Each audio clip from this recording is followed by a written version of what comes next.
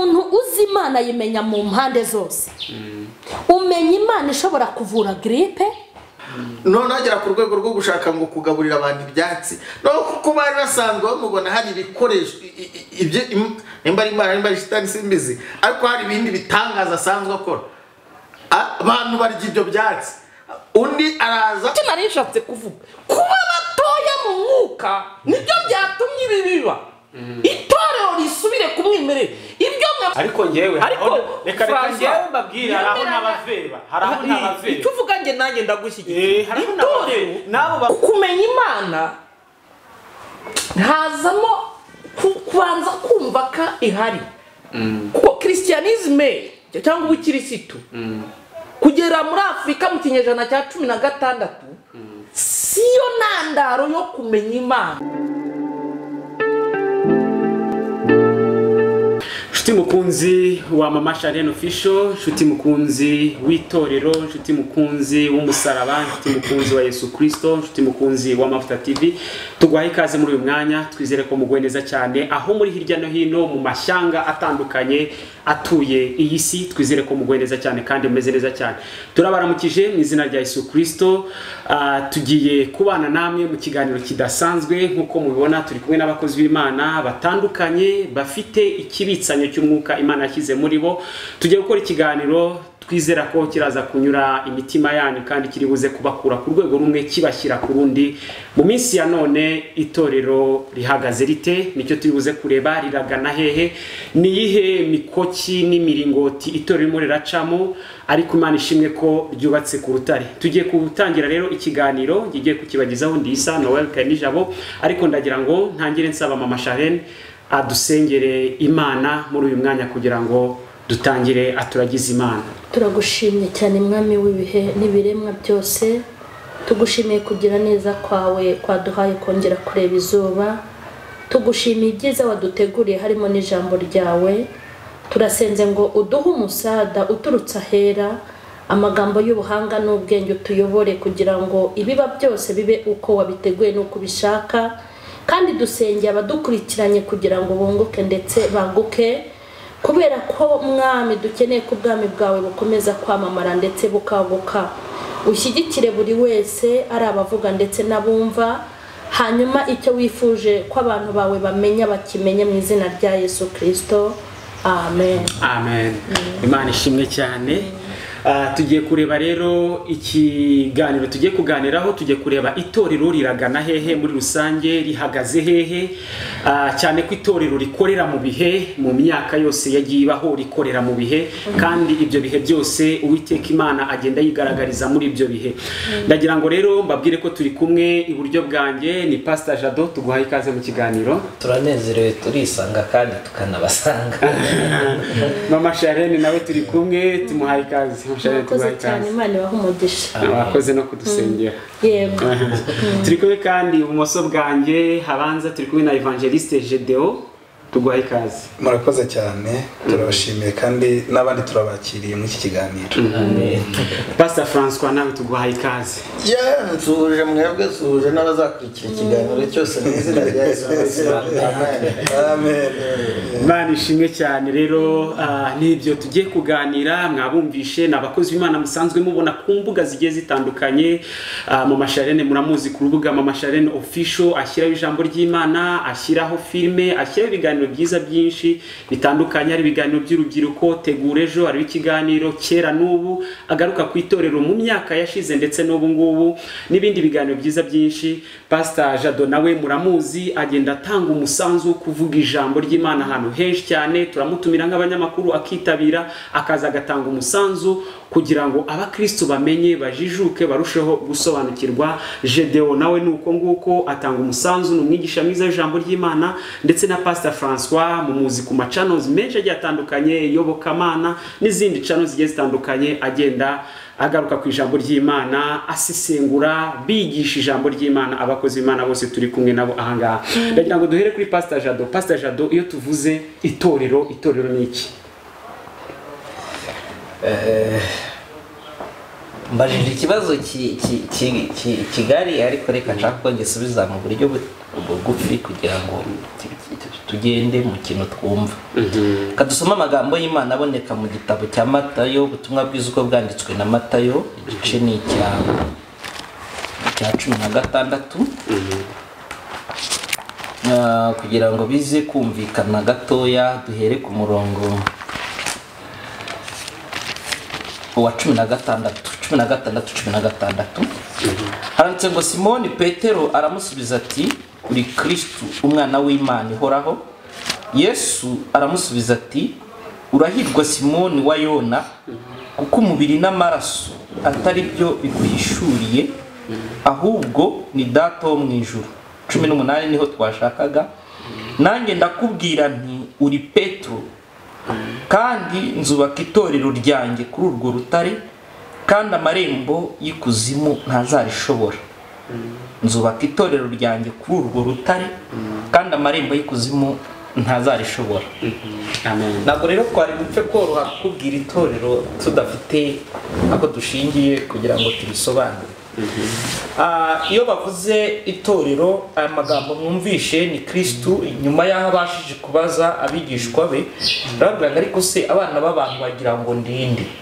Bagenda batanga ubusobanuro bw'uko bamwumva. Bamwe bavuga ngo iki, arangije arababwira ngo abo bo hanze bo kutamenya no kutansobanukirwa, reka ibyo tubirengane, reka tubyihurire. Mwebwe ubwanyu nabanye namwe, mwebwe tubana buri gihe, ubwanyu muzi ngo ndinde. Bibiliya igaragaza yuko ababigishwa bari bafite ikibazo cyo kutamumenya, ariko ubwo basaga nkaho bibwira ko bagiye guseba, Petero atera intambwe gato amusatira, aramubwira ngo uri Kristo umwana w'Imana. Nicyo kintu yahise amubwira. Aramubwira ngo urahirwa Petero, ariko ibi bintu uvuze byo ntabwo ari ibikomotsa, bivuye iwacu. Amen. Bivuye mu ijuru, nihishurirwa ugize ubwo twaraha, utambwira ngo wari ubisanganywe, nihishurirwa. Mbona no kuvuga yuko itorero icya mbere rikenera ihishurirwa, nihishurirwa. Niko yahise amubwira uti nihishurirwa. Ariko aramubwira ngo urahirwa, ngo nanjye nzubaka itorero ryanjye kuri urwo rutare. Urutare yari ari kuvuga, itorero ntabwo ryari riri bwubakwe kuri Petero. Mu Kigiriki bahari itandukaniro rya Petra na Petros. Petros ni Pierre cyangwa ibuye. Iyo ufashe Petra ukayivungura uvanaho Petros, aha niyo mpamvu abantu benshi bakunze kuhagira ikibazo. Ntabwo itorero rya Kristo ryubatswe kuri Petros, ryubatswe kuri Petra. Urahirwa Simoni mwene Yona, kuri urwo rutare. Nukuvuga kuri Petra, apana kuri Petros. Kuri Petra niho hubakwa itorero, nukuvuga kuri Kristo. Kuri Kristo ni itorero ryubatswe. Kuri Kristo ni ubuzima bwubatswe. Ntabwo ari kuri Petros, kuko we yarapfuye. Iyo aza gupfa Petero, kuko wapfuye ntiyanagarutse, we yarapfuye aherayo. Uwapfuye akazuka, amarembo y'ikuzimu atashoboye, ni Kristo. Nzubaka itorero ryanjye kuri urwo rutare. Icyo nashaka kuvuga, amarembo y'ikuzimu ntabwo azarishobora.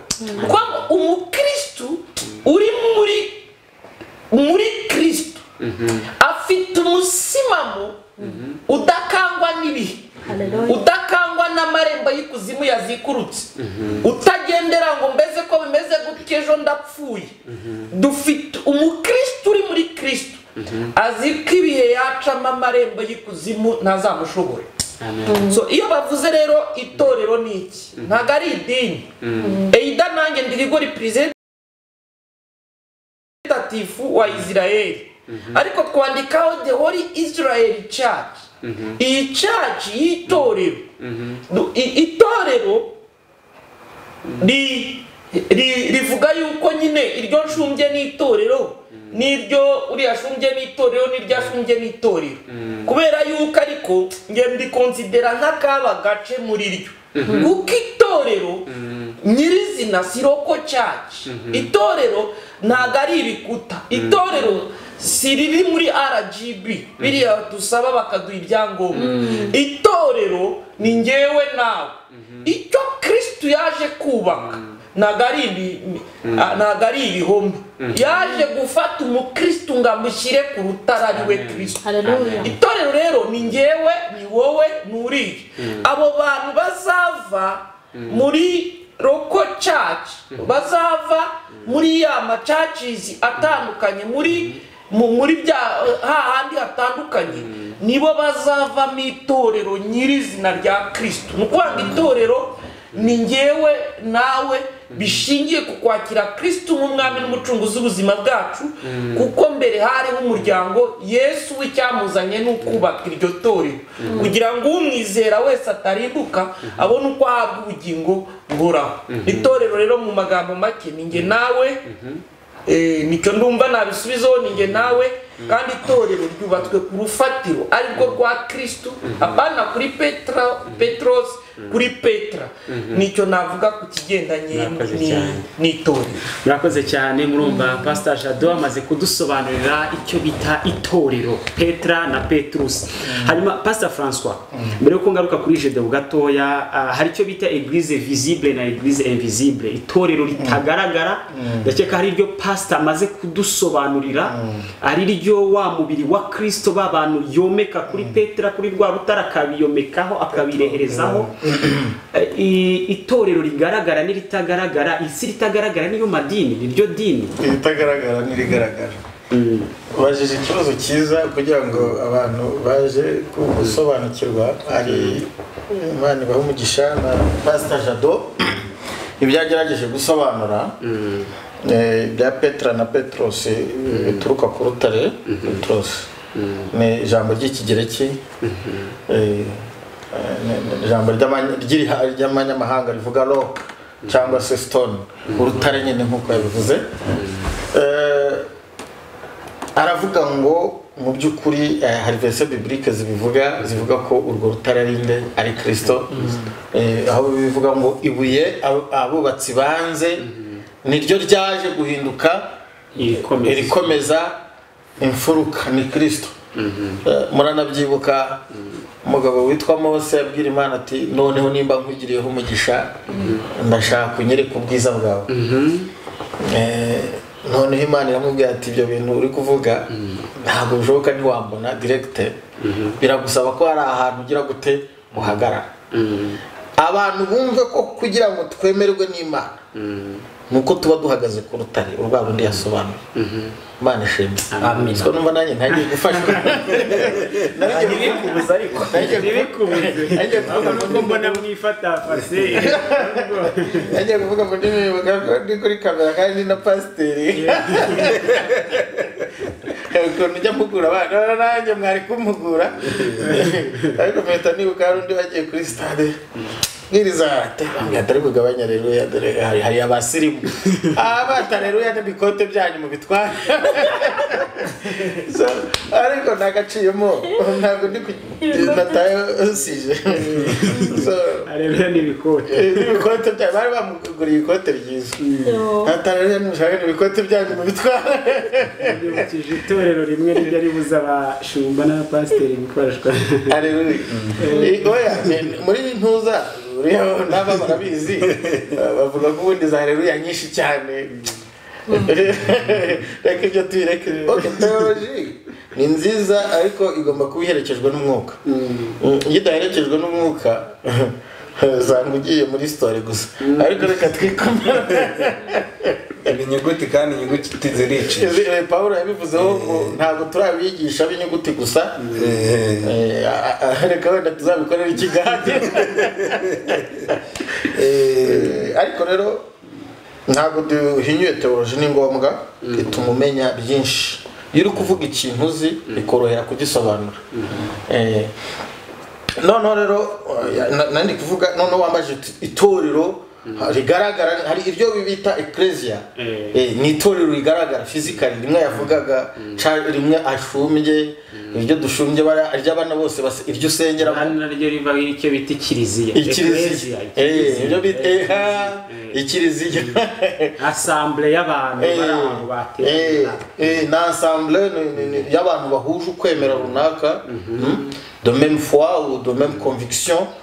Donc bafite buriya n'itorero gakondo ni idini nyabeye ukuntu mvuze ngo itorero gakondo ariko n'itorero gakondo nuko twabyize idini nabyo hazamo confusion zindi ariko icyo nshaka kuvuga umajije itorero rigaragara physically ni izi nyubako zubatswe n'abantu naho itorero yagerageje gusobanura ni itorero riri mu ibanga mujya mwumva abarokora agaterima ko gukoresha ngo itorero ry'Imana riri hehe riri mu ibanga nawe wakoresheje terime nziza uravuga ngo riri invisible ntabwo rigaragarira amaso y'umubiri ariko itorero ry'Imana riracyariho kandi haleluya n'amarembo y'ikuzimu harya byanditse hehe naho ngaho n'ubundi wasomye Matayo 16:18 itorero ry'Imana riracyariho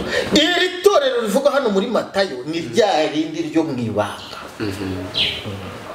amen ntabwo ry'abantu wenda babikabijamo cyane cyangwa bambara imisaraba miremire amashapure menshi cyangwa ingutiya zigera ku birenge riri mu ibanga icyakora rifite impumuro burya bakaranze ntuyoborwa ko bakaranze n'itaba Imana ishimwe hari ukuntu uri guhumurira iyo uriciyeho ukuntu wumva sinzi nimba muza korasi ka cyera kayaba ngo ijuru ryahumuye we physically ntiwabibonaga ariko hari ibintu wabonaga ukabona ko ijuru ryagize gute ryahumuye mana zabijuru kuba muri itorero ryo mu ibanga iryo mwisi ndakubwiza ukuri itorero ryo mwisi dufite abantu bafite amatorero afite ibihumbi n'ibihumbi dufite abantu bafite abayoboke dufite abantu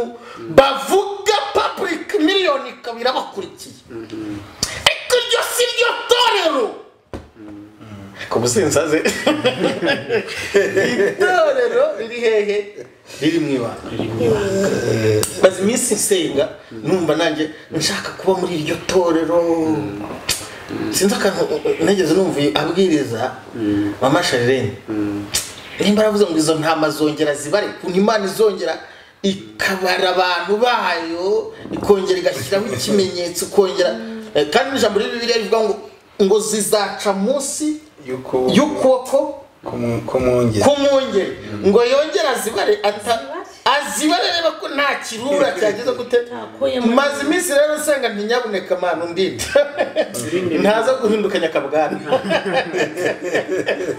yes urakoze cyane pastor hanyuma Gedeon Evangeliste itorero ririho kandi koko nkuko pastor François abivuze na Jado ryubatse ku rutare riri kuri Petra ariko ntibiribuza gucishwa mu bihe ibihe uko bihaye ibindi binyura mu bihe yego iyo tuvuze ibihe kuko turimo turagana kuri topic ivuga ngo itorero riragana he ese muri iyi minsi riri gucishwa mu bihe bihe iyo tuvuze ibihe ni iki iryo torero rigenda rinyuramo uko imyaka ihaye yindi murakoze cyane ndashaka kubanza gusobanura ijambo ibihe isomye umubwiriza igice cya 3 umurongo wa mbere havuga neza akavuga ko ikintu cyose cyagenewe igihe cyacyo hanyuma ariko ku kantu gasoza bagasobanura ko igihe ari umwanya ni umwanya w'ikintu rero numbaza ngo itorero riri kunyura mu bihe bihe cyangwa riri mu bihe bihe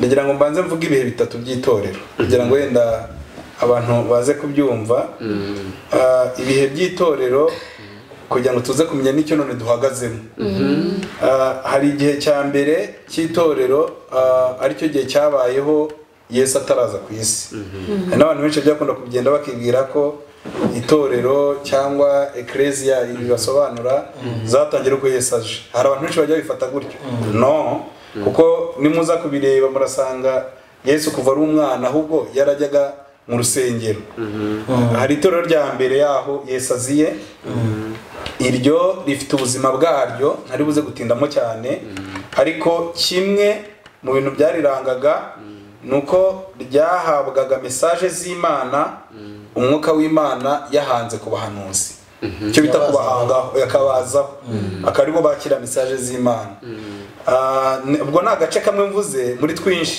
ryagiraga kugira ngo nze guhuza n'ibyo ndi gushaka kuvuga none. Igihe cya kabiri ni igihe cya Kristo yibereye mu itorero nyiraryo, ari naho yavugiye iryo jambo rikomeye. Iryo jambo yavuze aravuga ngo naho amarembo y'ikuzimu yahaguruka ntabwo yarishobora. Imana ishimwe. Icyo ni igihe cye rero ahari, noneho niwe wivuganiraga n'itorero imbona nk'ubuni, akavugana n'abantu, agakora imirimo n'ibitangaza, akabana naryo. Akazaho rero periyode ya gatatu cyangwa igihe cyaryo cya gatatu aricyo gihe cya Mwuka Wera. Reka mvuge ngo aricyo gihe tunarimo none cya Mwuka Wera. Iki gihe rero Yesu hari ikintu yakivuzeho, ari naho none turi. Usomye Matayo 24 arimo asobanura iby'ibihe by'iminsi y'imperuka.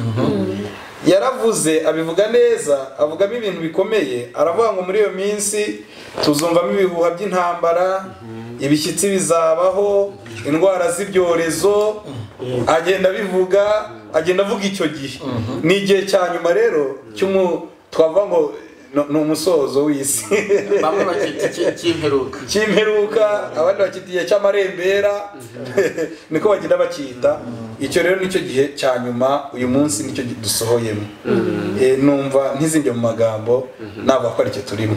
Arakoze cyane Gedeon, Evangeliste Gedeon mwamwumvishe atubwiye ibihe bitatu by'ingenzi itorero ryakomeje kugenda ricamo, ndetse asoreza no kuri iki gihe cya none. Reka tugaruke kuri Mama Charlene. Mama Charlene, uri umuvugabutumwa, uri umuhanuzi. Nibutsa ko n'abadukurikiye aba bakozi Imana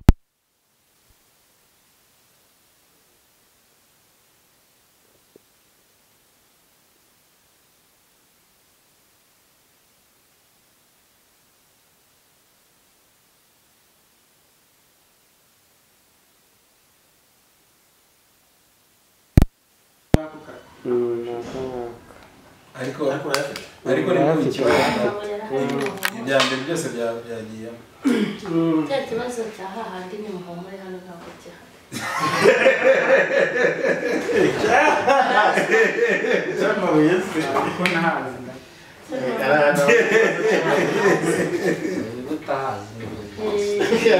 ntibakwanduza. Ariko akantu kubwiriza nk'amabuye akantu gacomeka uba wumva bitahari twari ducometse tujijisha ugatera indirimbo ya rusange abantu bari buhurireho, rero bakaba bashaka uburyo bakwaranje. Niho gutangira kubwiriza imvura ikarimbuka. ni kuvuga kuri kamera. Kuri kamera bari bafatiyeho ibintu by'amabuye. Wambwira ikintu umuntu akora. hari utubuye twa original ariko twose banza dushiraho. amabuye bagomba gushira ariko ariya nazanye ni n'ama original. gushira ko amabuye ntabwo ari ikibazo. Ikibazo ni ugushira ukayabona, ukajya kuyacomeka, ukajya kubanza kuyacomeka agashima atanawe. isaro ahita ukomerezaho. Ndatekereza uri kwibuka aya ngaya arimo nayabonye.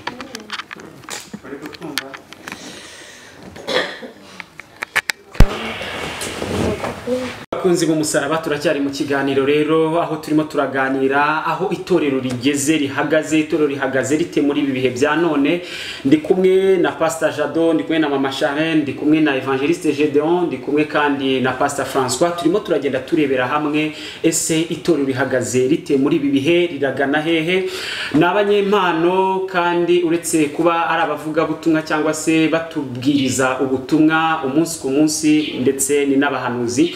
Twari tugeze kuri Mama Charlene. Ese Mama Charlene, Gedeon amaze kutwereka ibihe itorero rinyuramo, ariko ibyo bihe nk'uko ukunda kwigisha mu nyigisho ugira yitwa umusirikare, biragaragara ko binyurwamo n'uyu musirikare, kandi uyu musirikare akaba ari umunyetorero. Ni ukuvuga ngo ari mu itorero. Muri iyi minsi ya none rero niho twari tugeze. Uyu musirikare yaba ari kuraswa ate, ahagaze ate kuri uru rugamba? Ese hari kajorite zibaho mu itorero zo zaba zirimo ziragwa hasi? Tuzisindagize dute muri rusange duha ishusho y'itorero y'aba banyetorero, ariko mu ishusho y'umwambaro wa gisirikare n'uru rugamba bariho. Okay. Ishusho y'itorero muri ibi bihe tugezemo, nk'uko ukomoje aho ngaho uvuga ngo umusirikare ahubwo kiriya cyigisho cyanjye nakubitanye n'iki gihe tugezemo usanga cyaziye igihe umusirikare nagiye mvuga wenda nko ku bintu biranga nko ku mwambaro wa gisirikare mbabwira ukuntu umwambaro wa gisirikare bagira umwambaro wabo utari umusirikare ntiwawambara burya na cya kindi ubona n'impamvu njye na ya yindi nambara ni pirate kuko originali ntago nanapima ubwo turanabimenye ko wambara pirate nabyo nanifite icyo ashatse kuvuga ni pirate y'umusirikare ni pirate kuri originali yabo uwurebeye kure ubona ari umwambaro wa gisirikare ariko uwegereye aburiya fande muciyeho andebeye kure shobora kuvuga ati buretse ngeri iruhande ndebe iriya shati yambaye ariko yayikubita amaso atiriwe nkoraho agahita avuga ati iki ni igipirate fifi mu mureka uriya mwambaro rero ufite isomo noneho ubona ahereyeho ubona ahereyeho rwose wari nk'akayunguruzo wasukamo amazi agatambuka wari woroshye cyane ni nabwo nawe utanzeho urugero mvuga inti nk'uyu mwambaro ntiwawujyana mu ishyamba uciye ku gishokoro cyafataho uciye kuri nyarihuna yafataho ayo ni amahwa amahwa se ntabwo bayazi ni amahwa y'abantu ababizi nyarihuna ni ihwa rifite uduhwa twinshi cyane ariko igira n'imbuto baryo ariko kugira ntabwo mbizi ukuntu babyita bishatse kuvuga ngo uciye ku ihwa n'ugushishimura wanyura ku giti n'ugushishimura niyo mpamvu navugaga ngo habaho umwambaro wa gisirikare ukomeye haleluya naho igiti cyanyuramo ntabwo uwo mwambaro ucika naho wakusha nyine kwa kuntu bihisha kubera amasasu ntabwo wakoboka ngo ugire icyubu niyo mpamvu bateguye umwambaro ukomeye narindi kugaragaza ko abakristo nabo hari umwambaro mu buryo bw'umwuka twambara haleluya ku buryo uhura n'urugamba ntucike ubundi baraba bari ku rugamba mu buryo bw'umubiri natwe mu buryo bw'umwuka hari urugamba n'uwo mwambaro w'agakiza n'uwo mwambaro w'agakiza tugeze gute twambaye niho natanze urugero umuntu ahura n'inzara umwambaro ukaba uracitse ubwo nyine akajya guteka imitwe yahura n'urugamba rwo mu rugo ukaba uracitse mvuga ngo hari umwambaro tukwiye kugira w'agakiza udacika bakuvuga amagambo ukaba uratatamutse bakurwanya ukaba uratabutse hari umwambaro w'agakiza natwe tugomba kugira udacika wari uvuze ngo kuraswa n'ibiki ubundi itorero aho tugeze tudubihuje no kuba umuntu w'umusirikare natanze urugero ukuntu ku rugamba habaho kuraswa yego kuraswa bibaho kandi naravuze muri icyo cyigisho nimba ari icya 7 episode ya 7 naravuze ngo kuba umusirikare yaraswa ari ku rugamba ntago afandaza ngo amuhishe ati wamuginga we warashwe kuki ahubwo haba hateguwe ibyo kumuvura haba hateguwe imodoka cyangwa indege bitewe n'aho urugamba rwabereye n'aho bakomerekeye hari inkomere ihita ivurirwa aho ngaho muganga akabirangirizaho ariko hari indi bahita birukanka bahamagara indege hari indi bahita bahamagara imodoka bitewe n'aho umuntu yakomerekeye bishatse kuvuga ngo gukomereka ku rugamba biremewe biranashoboka uri kumva muri make yakomeretse ariko yarari kurwana ahubwo umuntu nibaza ni umuntu ukomereka atari no ku rugamba arega aho abantu banabyumve umuntu wihonda ni umuntu uri kubaka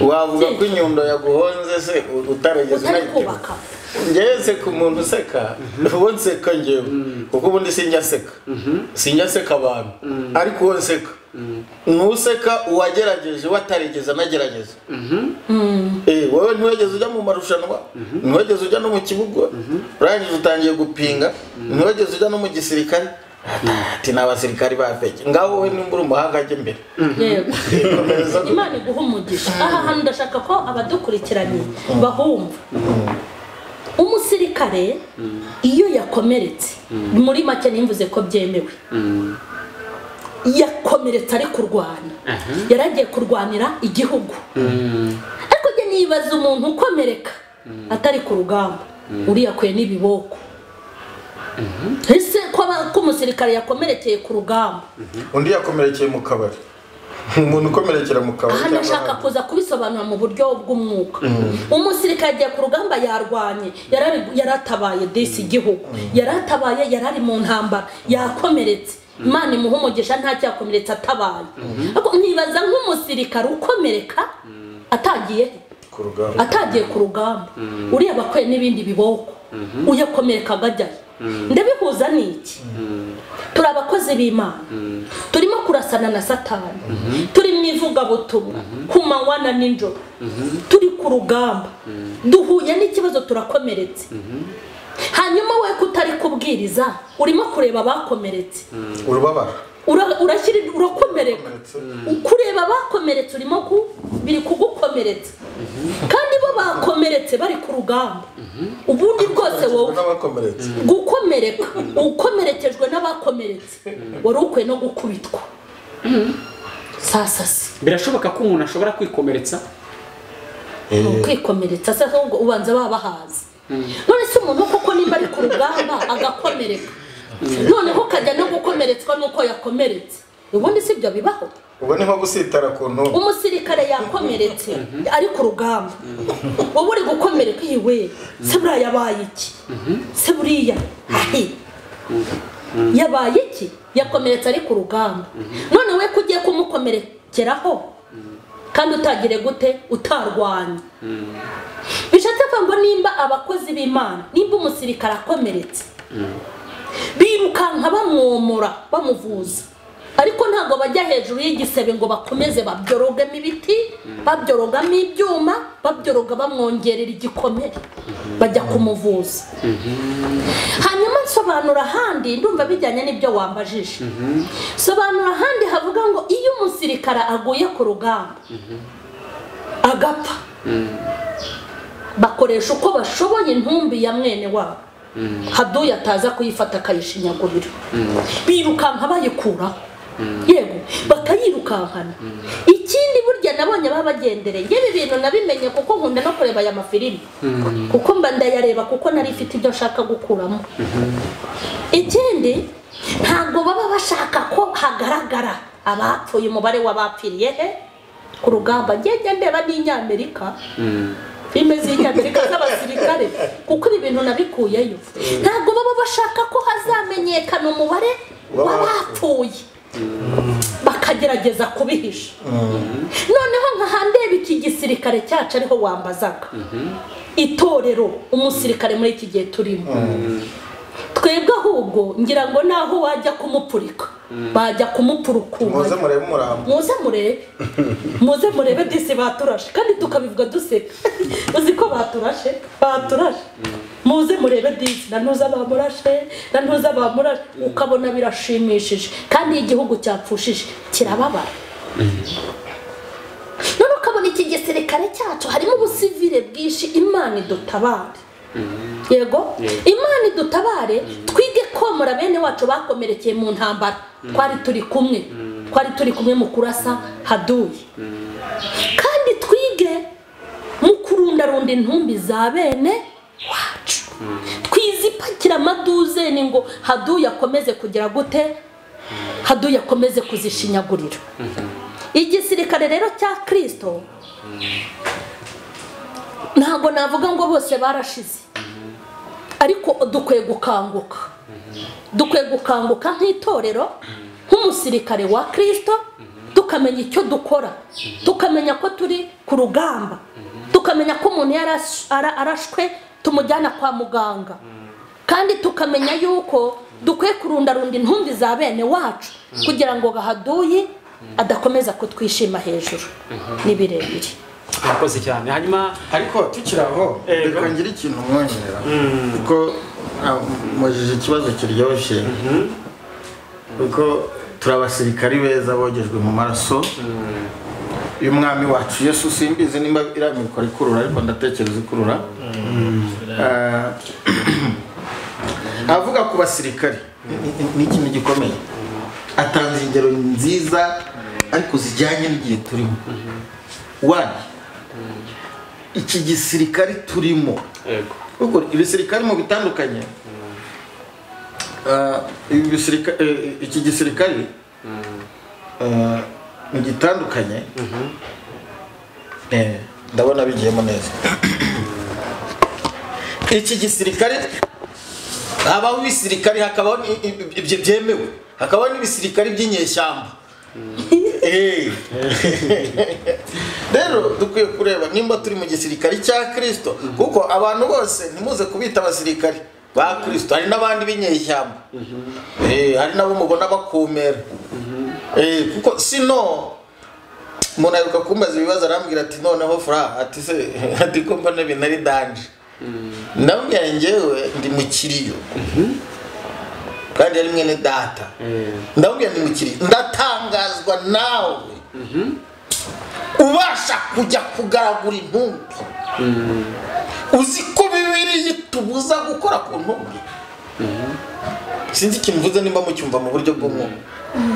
Iyo wakoraga ku ntumbi ntiwemerwaga kujya mu iteraniro, wabaga ugize gute? Uhuma. Dufite abakristo bamaze guhumana kubera intumbi, bo ntibapfuye ku ntumbi zitumye bahumana kugeza ku rwego batemerewe kujya gutamba. Niyo bajyayo igitambo cyabo nticyemerwa n'Imana, kuko n'agahini yaratanze. Ntabwo uko dutambye ibitambo igihe cyose bisobanura ko cyageze ku Mana.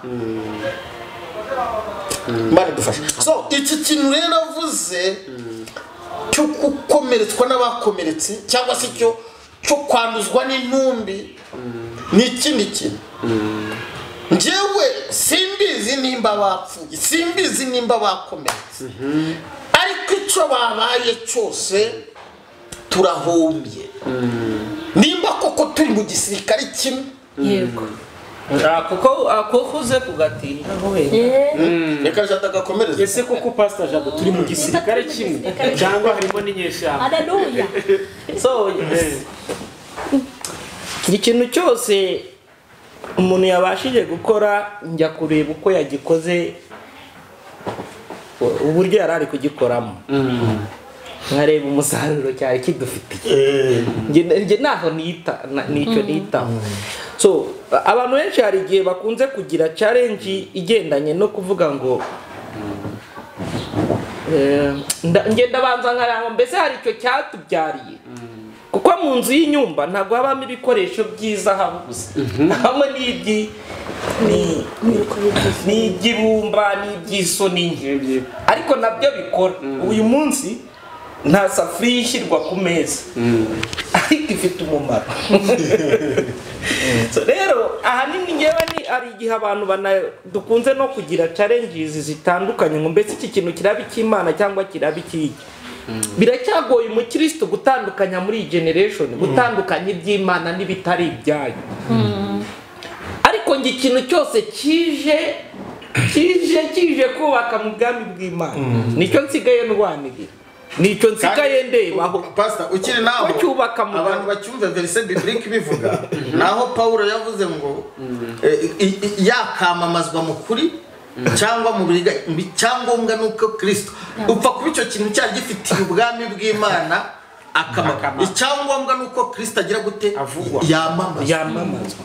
So na Kristo ubwe tureke na Paulo, na Kristo ubwe baramubwenga, ariko duhuye n'abantu batutazi ntibisobanura ari kwigisha inyigisho zacu mbese kandi nitubaze, ariko bareba muri kote yo kuvuga. Impamvu mvuga ngo nukureba kote niba kiri buhesha Imana icyubahiro, niba kiri butuma izina ry'Uwiteka rihabwa icyubahiro, akaba ariho nibanda gusa. Reka navuga iki, twigeze tugira umuntu indana aha abantu bose bakajya bavuga ngo ni umukozi wa shitani,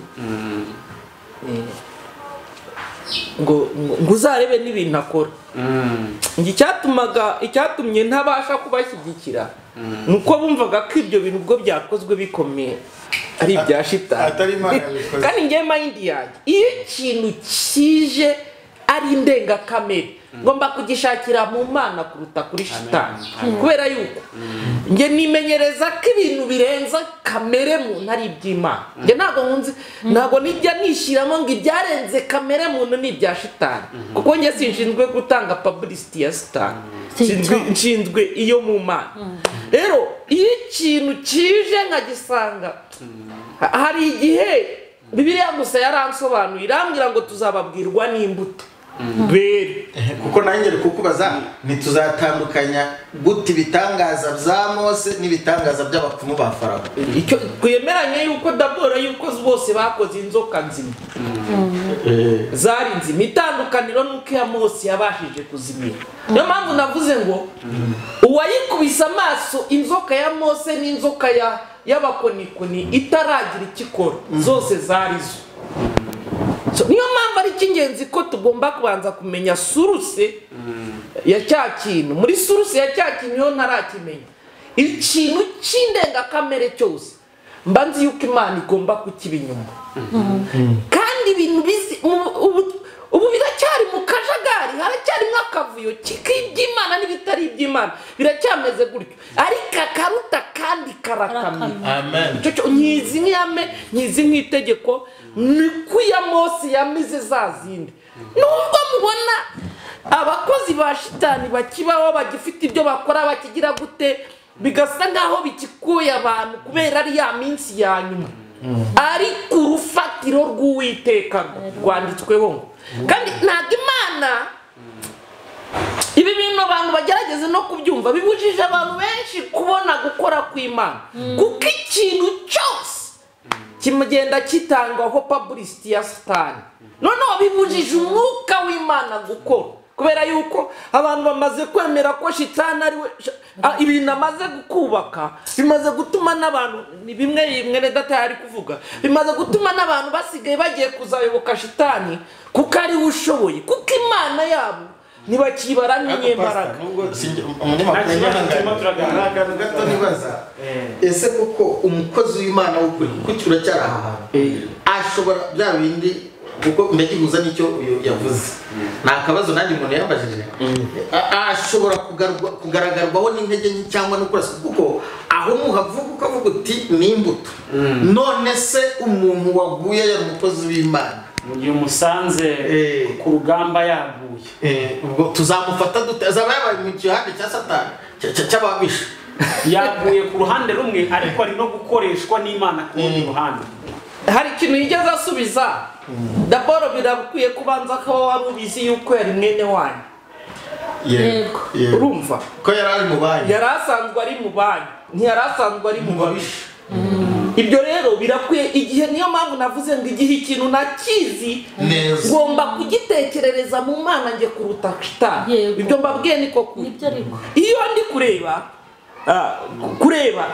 nabonye umukozi w'Imana umwe wo muri Cote d'Ivoire yari ari gutanga amahishurirwa atandukanye muri ayo mahishurirwa atandukanye yari ari gutanga yari ari kuvuga bimwe mu bintu ngo bigushije abakozi b'Imana baba muri competition yo guharabikana uyu ni uwa shitani uw'Imana ni wowe haryo uyu mukirisi turi gukurikirana wazi gute uw'Imana n'uwa shitani ahubwo mwe muzi yuko wa muntu niba atari uw'Imana yagasanzwe muri yanuze yanyita ko watwinjiriye ko wagize gute mugashaka ko mumugarura ariko ikintu ngicyo narishatse kuvuga ikintu cyose mbonye kiri bukwinjiriza Imana kiri mu mwanya w'Imana umuntu agaseruka kuri mbanza kumutekerereza mu Mana kuruta kumutekerereza muri shitani kuyiye mpamvu ibitangaza byinshi by'Imana ubahise iri kubaka system yayo bageze kureba byitirira shitani uzi kiri kuba bibujije Imana gukorayo abantu gukora kw'Imana kuzarangira kuko ikijya kuba cyose kiratangira publicity shitani noneho bizabuniga umwuka w'Imana bavuga ngo shitani niwe ushoboye bahita abantu bose bamaze none se koresha igiterane uvuge ku gikuzimu uwagiye ikuzimu ureba abantu bamwitaba nawe uvuga iby'ijuru ureba bakwitaba uw'ikuzimu afite popularite yuko wagira ngo niho bashaka kujya ariko pastor ubuza kandi ejo bundi mperuka kuganira n'umunyamakuru mwene wanyu ndamubaza ariko kuki mwibanda ku biganiro bivuga negative donc bivuga negative, ibintu biri negative, ibintu bitari byiza, ibintu bitari byiza. Arambwira ati nibyo biduha abakiriya, ati nibyo bikurura public. Iyo bavuze ko François yateye ikofe mama Charlene, ati mbona views, reka nanjye ndahita mbabaza ubwawe wenda ikibazo nk'abakozi b'Imana, ikibazo nakiriye Pasteur Antoine Rutayisire nawe ubwo namwe murakisubiza. Kubera iki abakozi b'Imana babuze views? Mama Charlene ashyiraho inyigisho nziza, Gedewo yigishe neza, avuga ibintu bitandatu bizamura umuntu mu mwuka wera. Pastor François tubwire imbaraga zo gusenga mu buryo bune. Umukozi w'Imana tubwire ubuhanuzi bwa Daniel butandukanye n'ubwa Yesaya. Ashyira inyigisho nziza nonosoye kuri YouTube. Mu Rwanda 92% by'abaturage b'iki gihugu ni abakristo, abangirikani, ukongeraho mu idini gatolika, ukongeraho n'aya matorero yacu y'abaprotesta. Kubera iki uyu mubare mwinshi w'abanyarwanda bareba ziranzenya n'ibindi bintu by'ibishitani n'ibindi biraho kuri za YouTube, batareba yanyigisho umukozi w'Imana? Aho siho abo banyamakuru baba bahera bakavuga ati noneho murebe ibyo mujya mwitwa gutwika, reka bajyane muri biriya babandi batwike muri ibi ngibi, kuko turi kubona none saba bireba n'ibandi. Kuko abanyarwanda benshi ni abakristo, kuki babireba umubare mwinshi bakabiresa? Ntitwaba dutunze abakristo mu matorero bituriye mu kindi kirere, nk'inyigisho Mama Charlene nubaga avuga ngo hari ikindi kirere tugomba guturamo. Aho ntitwaba tubana kuri biriya biti byo mu rusengero twicaranye mu ntebe, ariko bo bibereye mu kindi kirere, tutari mu mwuka umwe. Erega nicyo nayigeze nshaka kuvuga. Iyo tugiye kubaho mu buzima, abantu dukwiye kuba especially twe dukorera ku musozi w'idini, twe turi aha, harimo abapastors, harimo abaevangelist, abantu bagiye batandukanye. Byari bikwiye yuko wayobye nibyo yigeze akoresha imvugo ngo niba erega kugira bivange nuko yarimo. Twiga uburyo tumukikira, twiga uburyo akoreka mbabazi, ariko icyo nyore kidakreatinga conflict. Oya tumaze icyo nicyo cyo gushaka. Narishatse kuvuga ibisubizo.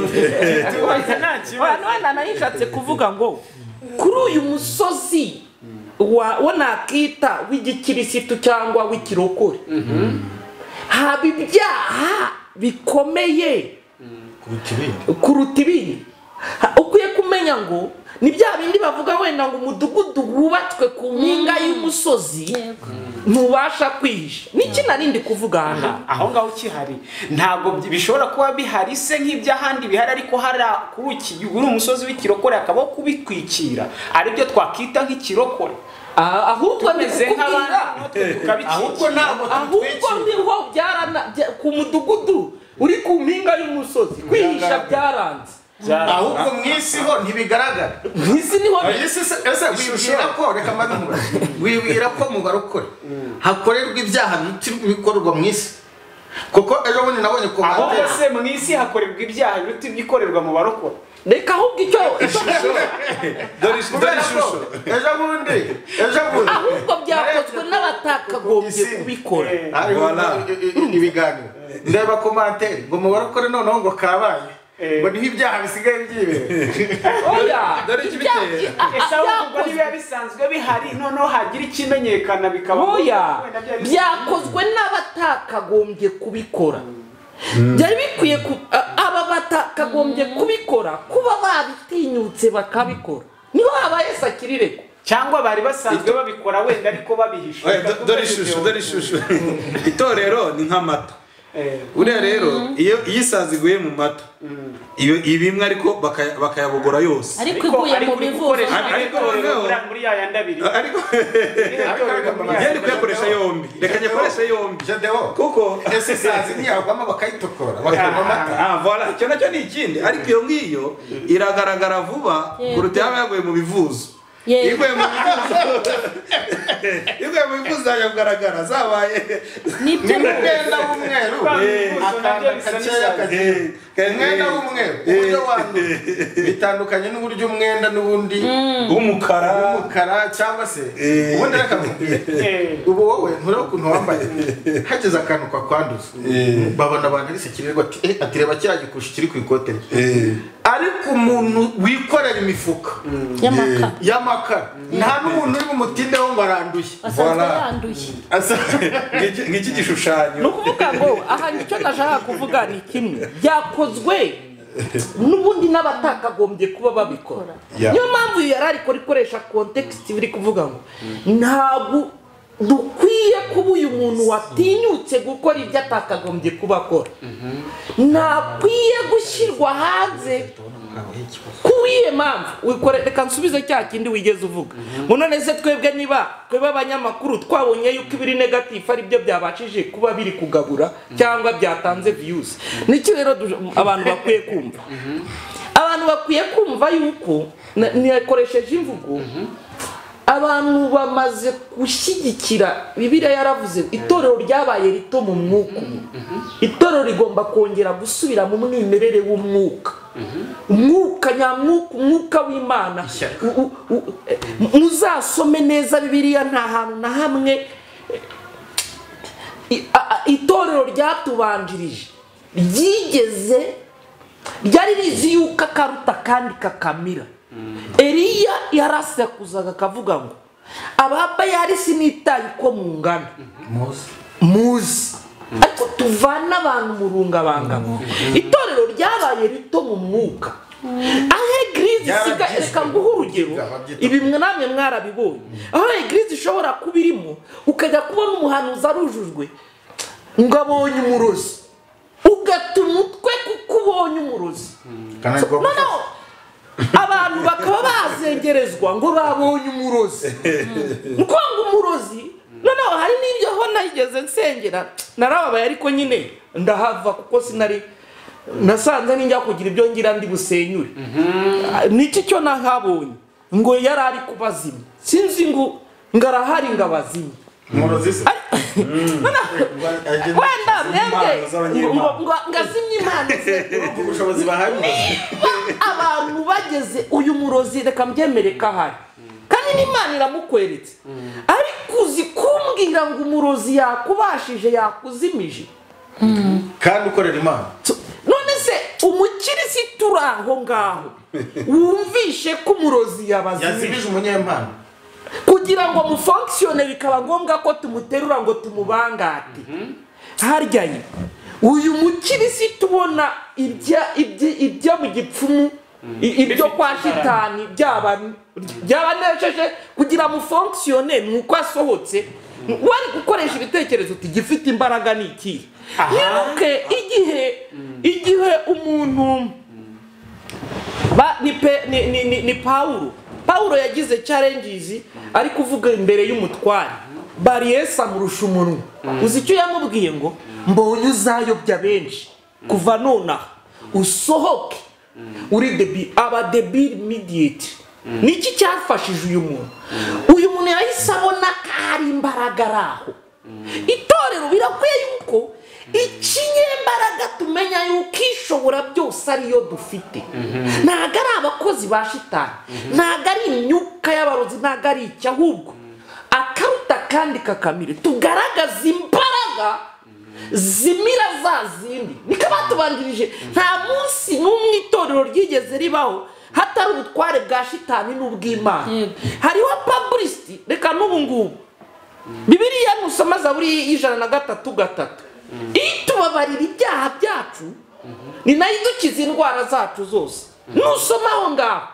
kubabarirwa ibyaha umukristo asigaye abyemera yego ariko gukiraho ntago bimworohera kubyakira kuyiye mpamvu twakoze opposite n'abatubandirije abatubandirije gukira indwara byari byoroshye kuri bo ahubwo kubabarirwa akaba ariho batinda noneho uyu munsi nakagenda tubereka ibihamya noneho uyu munsi satani amaze yesu muri yohana 4:23 ngo igihe kizaza abasenga data bibasabe ko basengera mu mwuka no mu kuri. Uyu munsi tubyemeranye, twabishaka tutabishaka itorero ntireke kuba bucura, umukristo nkurikiye ntareke kuba bucura. Igihe tugezemo n'icy'umwuka, amakipe akomeye nka za Seno n'andi atandukanye uzajya kumva ngo umupfumu wacu yatubwiye.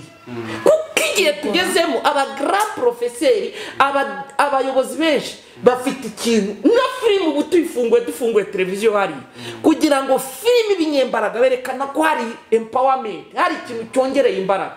Niba twemera yuko imana yacu nta rindi shyanga rifite imana yacu ifite imbaraga, ifite imbaraga, byari bikwiye yuko uratubwiye uti mwese murabanuzi, igihe cyari kigeze ngo duhanure turusha abapfumu.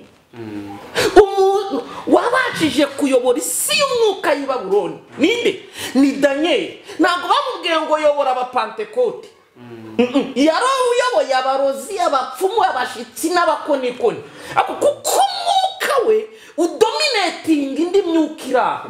Isi y'umwuka ni umukirisitu ukiri muto ukijijwe ntaramenya kubivangura. Dusubire ku mwimerere wo kuba mu mwuka, aho umuntu, aho mama Charlene yicara ahantu ntavuge, ariko imyuka ya shitani ikamwumva. Nibyo rwose wicaye gusa. Iki rero tugabanye gutanga publicity za shitani n'abakozi be n'ababuyi be n'iki. Abukuri ni habeho guseruka, kwerekana Imana. Noneho rero kugeza tuvuga ngo mbese ku musozi wacu nta munsi nabo bigeze bababura. Itorero ryatubanjirije ntiryigeze riburamo abavanga bagaturumbuka ku yindi misozi bakaza bakagira gute, ariko abukuri barabamiraga. Ndahendahenda Imana ukuri abe wowe nubwo wabaye umunyamakuru, kuko uyu musozi Kristo atubwira inshingano zivuga butumwa. Ibi na administration, ariko dore ibimenyetso bizagendana n'abizera. Ntabwo yavuze ngo bizagendana n'abapastors, siyavuze bizagendana n'abahanuzi, ntiyavuze bizagendana n'abizera. Birakwiye yuko twizera Imana yacu kuruta ibi bintu isi iri kugira. N'abantu nibabasha kubona ko ibya shitani twabitangiye publicity bigeze kure, tugeze naho tumaze guhomba n'abakozi bo ku musozi wacu, kuko kamere muntu izi yuko hari izindi empowerment. Igihe cy'umwuka cyageze turi guhomba n'abakozi bo ku musozi wacu bari kuyoboka ibya shitani bo byo mu ijuru rya kabiri. Ariko Paulo yavuze ijuru rya gatatu mu rwa kabiri rw'Abakorinto 12:3. Iryo rya gatatu rikwiye kumira eliminati rose kuwa framaso bya bice byose bya shitani n'ababandi. Kavuga ngo rero abo ku musozi wacu bari ku cyangwa abandi bantu bari kuri bakorera gashitani, umwuka wacu nubavaneyo, tubavaneyo kuko babiyobotse, kuko bazi ko ari imbaraga ziri. Tubereke akaruta kandi Arakoze cyane. Hanyuma mama Charlene, ndibaza hari abakozi b'Imana sinzi nimba wenda bafite imyanya ikomeye mu itorero babarizwamo, ariko bari abakristo. Nigeze kumva igihe kimwe barimo bagenda baganira, bagirana ikiganiro b'abadamu, baganira ko bari bagiye gushaka umupfumu. Bari bagiye gushaka umupfumu, hari ikibazo bari bahuye nacyo cy'uburwayi. Umwe muri bari kumugenda ku muhanda, numva barimo bagenda baganira aho bagombaga kujya. Kandi ayo makuru nza kuyamenya ko hari n'abakristo bajya kuraguza, bajya mu bapfumu.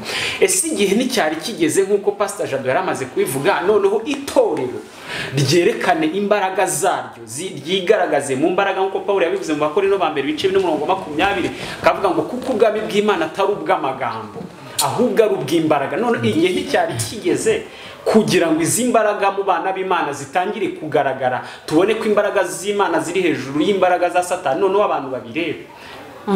Okay, Imana iguha umugisha. Ubundi igihe kirageze ngo abasenga Imana bayisengere mu kuri no mu mwuka. Kandi iki gihe gikomeye iki abantu babona yuko ngo Satani ari gukora cyane.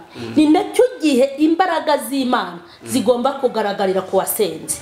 Mureke mbabwire, Imana itagaragaye mu ntambara zacu, Imana itagaragaye hakomeye, nta handi hantu yazagaragara. Kuko nimba hari ikosa Imana itakora, ntishobora kuvura malariya kuko izi yuko kwaritemu zihari na bya binini bivura malariya. Ntabwo Imana ishobora kugaragarira ngo ni Imana yampaye perimi kandi polisi ariko kazishinzwe. Ntabwo Imana ari Imana yo kuvuga ngo ni Imana itanga diplome, aba professeur babishinzwe barahari. Ni Imana itagigaragara mu itangira, kuko mu itangira gitifu na mudugudu bagomba kuboneka. Mu itangira papa na mama, dadi na mami, anko na tantine, mushumba na mwarimu na pasiteri, burya babikora. Ni Imana igaragarira aha hantu, hagaragara ko hari ahantu hageze gute hakomeye. Urugero, hari umwana wanjye yigeze kurwara mu myaka yashize. Ararwara, ariko arwara ibintu bigaragara ko atari ibintu wajyana kwa muganga. Noneho njye umuntu wanyibye akabanga yarambwiye ngo mu Kinyarwanda hari ahantu bajyanye umuntu wanjye. Yego, aho hantu ahambwe numva nyine mpese mpumva. Biriya bintu nta handi kwa muganga niba biva ko mu Kinyarwanda. Koko mama Sharire, Imana navuze ubugari, Imana navuze uburebure, Imana navuze ukuntu ibashije, nkayivuga ngo irarenze, ngo iri hejuru y'abarozi. Fata umwana wanjye ngo mujyane ngo mugiki. habuze kezira ariko yati. Ni umukristo warabikubwiye? Ni umukristo nyine, ni umukristo. Ni abakristo nyine. Soma zene ahora n'umupagani ngo bagende amazigize. akiri nawe. Ndashaka kubereka mwakomeje wenda reka kwakomerezeho. Mwakomeje ikintu gikomeye cyane. Ubu abakristo nimvuga benshi ngiye kuvuga ko nakoze saci, ariko bamwe mu bakristo bari kwizera imbaraga z'abapfumu kuruta iz'Imana. Kandi barangiza bakagaruka mu rusengero. Ariko ngewe reka ngewe mbabwire, hari aho n'abaveba, icyo uvuga nge nanjye ndagushyigikira. hari aho n'abaveba n'abo bamama nabonye bari bagiye kuraguza. Narumvishe ko mu by'ukuri aho basengera nta mbaraga zihari. Nimba nta mbaraga zihari, reka bajye gushaka izindi. Ariko suba imbaraga none se mugishobora kwicara ahantu ukabona nta mbaraga zihari, ugasenga imyaka 40-50, umukristo utabasha kwisengera ngo umutwe wawe ukire. Wajya mu bapfumu akava kuri umwe, atabishobora akajya ku wundi, atabishobora akajya ahandi, ndetse bakamutuma n'ibindi na kondisiyo kuko ibyo bapfumu. Igihe kirageze, impamvu ndi kubivuga si uko mbashyigikiye, ariko igihe kirageze ngo itorero ryishakemo imbaraga. Okay, nari ntararangiza. Pastor hari ikintu ashaka kunyunganira kuri icyo kintu. Itorero ryabaye bucura mu mwuka, Satani wamenye igihe cy'umwuka. Itorero duhatamo logike. Ntabwo mbivuga ndi muto muri yo, nanjye ndi muri doctora. Urumva, mfite maîtrise ebyiri. Sindi kubivuga kuko ndwanya logike, nanjye ngira logike. Ariko esheke ikomeye itorero ryaje kugira, ntabwo riri kuzamura umwuka, muzamukane na logike. Noneho kutazamuka mu mwuka igihe turimo ari icy'umwuka bitumaze, reka ndangize, kutazamuka mu mwuka. Yesu nyir'umurimo ntawe utabizi ko igihe tugezemo ari icy'umwuka, n'ibimenyetso biragaragaza ko ari icy'umwuka. Noneho izi logike nizikuza umwuka wacu. Itorero niriramuka ridakuze mu mwuka, Yes. Nibyo. none se niba itorero niridakura mu mwuka, abakristo bazajya mu cyuka. Birakwiye yuko haboneka imbaraga z'Imana zirigiza abadayimoni. Yego. Birakwiye yuko uyu muntu ageze ku rwego atakibona ko Imana ari nyembaraga, ahubwo ari kubona umupfumu. Kandi umupfumu akamukorera. Urumva, Kandi nakongeraho byari bikwiye ngo n'abahanuzi basiga bameze nk'abapfumu. iyo nindi ngingo y'ikirere bakoreramo. Ese Pastor, Niyo mpamvu warenganya aba bakristo bagiye bafashe inzira bagiye kuraguza nubwo atari byiza. umva, uyu mukirisitu we namenye yuko hari Imana, Arabizi ariko amaze imyaka 30 ndangize nkubwire. Wenda bamwe biri bugore ko abantu bahita bantahura. Pasiteri ndumwe mu ndaza kuguha urupapuro. ndi umutrena w'abatrena muri bibiliya. Ntabwo iyobokamana twigisha yitwa iyobokamana. Ntabwo tukwigisha Imana, tukwigisha kuyiyoboka. Umukristo d'abord namenye ko afite Imana. Aha, naho. Nutugana tugufashe kuyiyoboka. Umukristo namenye ko afite Imana. Imana ye nabanze d'abord ayirutisha ikindi kintu icyo ari cyo cyose.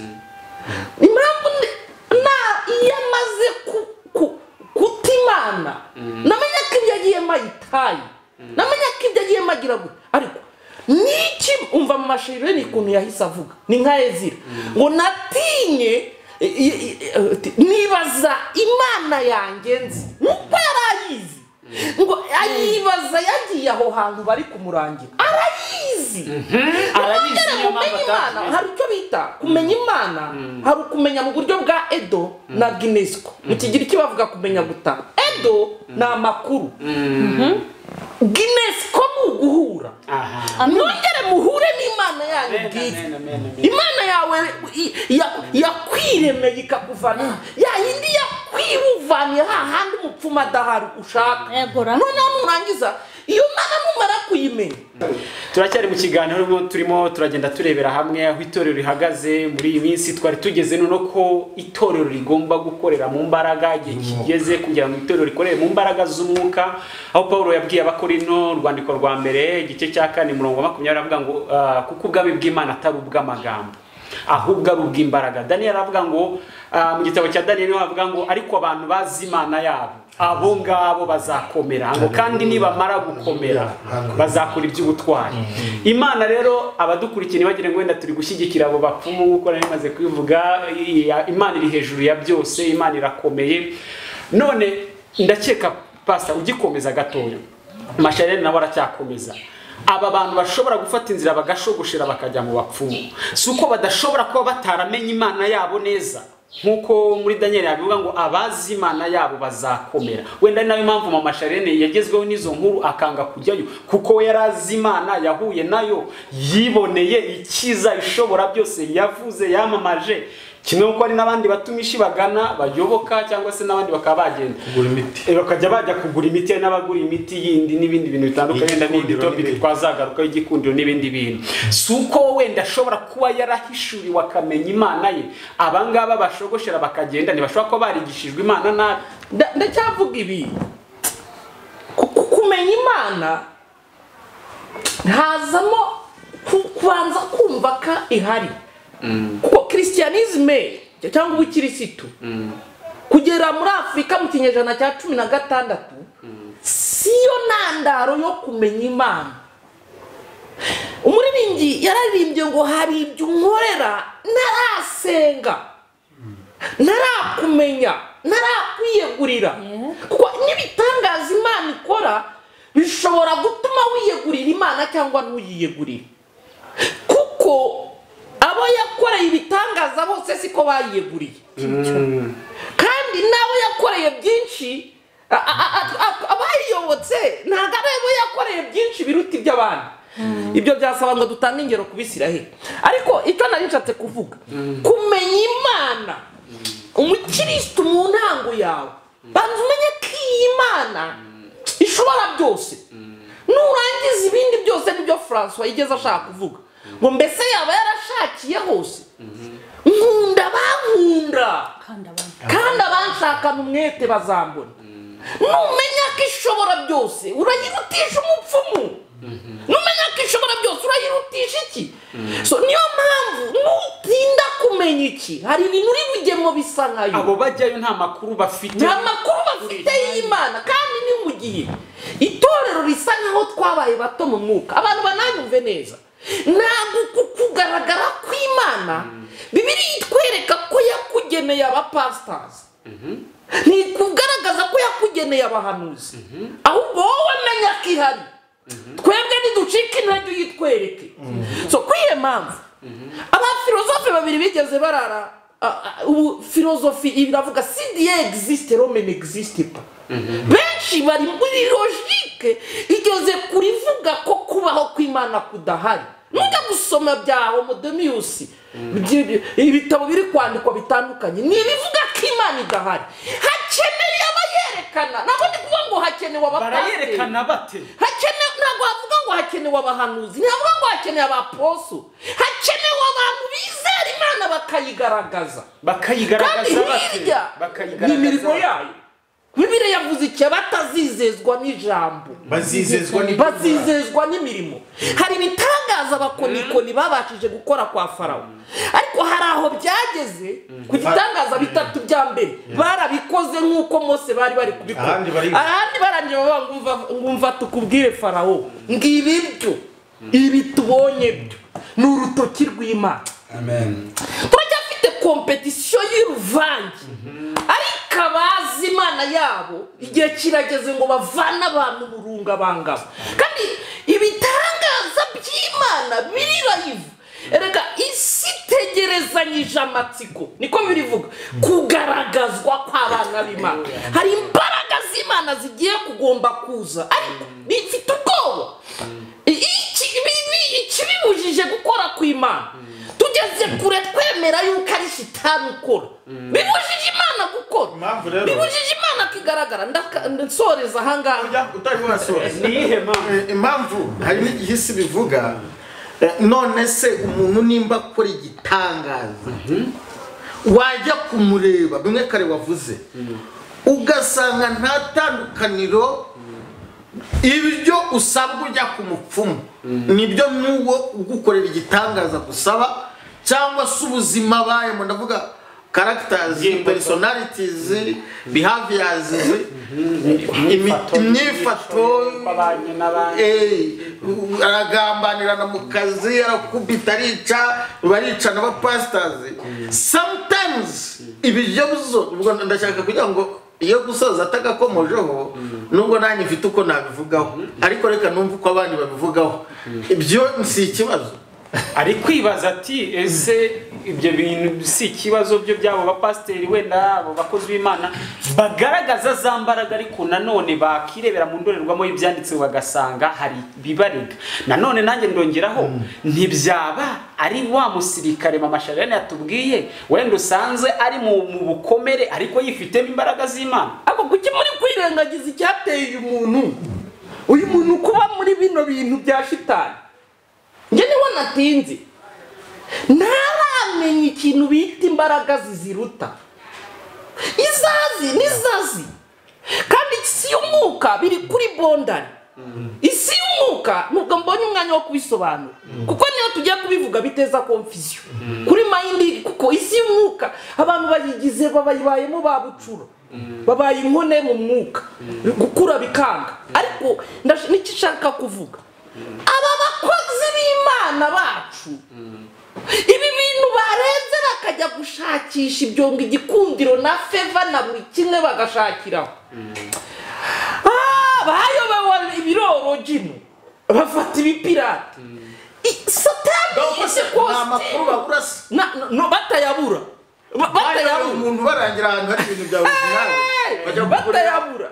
Uzi yafite umukomisiyoneri umwe ukomeye ahangaha, wari uri kumbwira umubishopu ngo bagaburiye urusenda, ngo ikiro cy'urusenda ni nawe wamwijyaniye. Urumva ibyo sinaga ibyo nshatse kuvuga, kugira bakugaburirisha ikiro cy'urusenda ubwo se ntiyarashinyirize neze rwabuze kumurya ngo barashenda kugira ngo ngajya areba nta makuru bafite muri kugira ngo arebe yerekwe agira uti. Ariko ngewe amaze kukirya byaratunganye, ntago ndashaka sinyakunda gutanga publicité z'abakozi nkabo. Ejo haratagira n'undi ujya oya hari umuntu uri kutureba kwageza amatsiko, ejo hagira n'undi ujya kururya kugira ngo arushaho.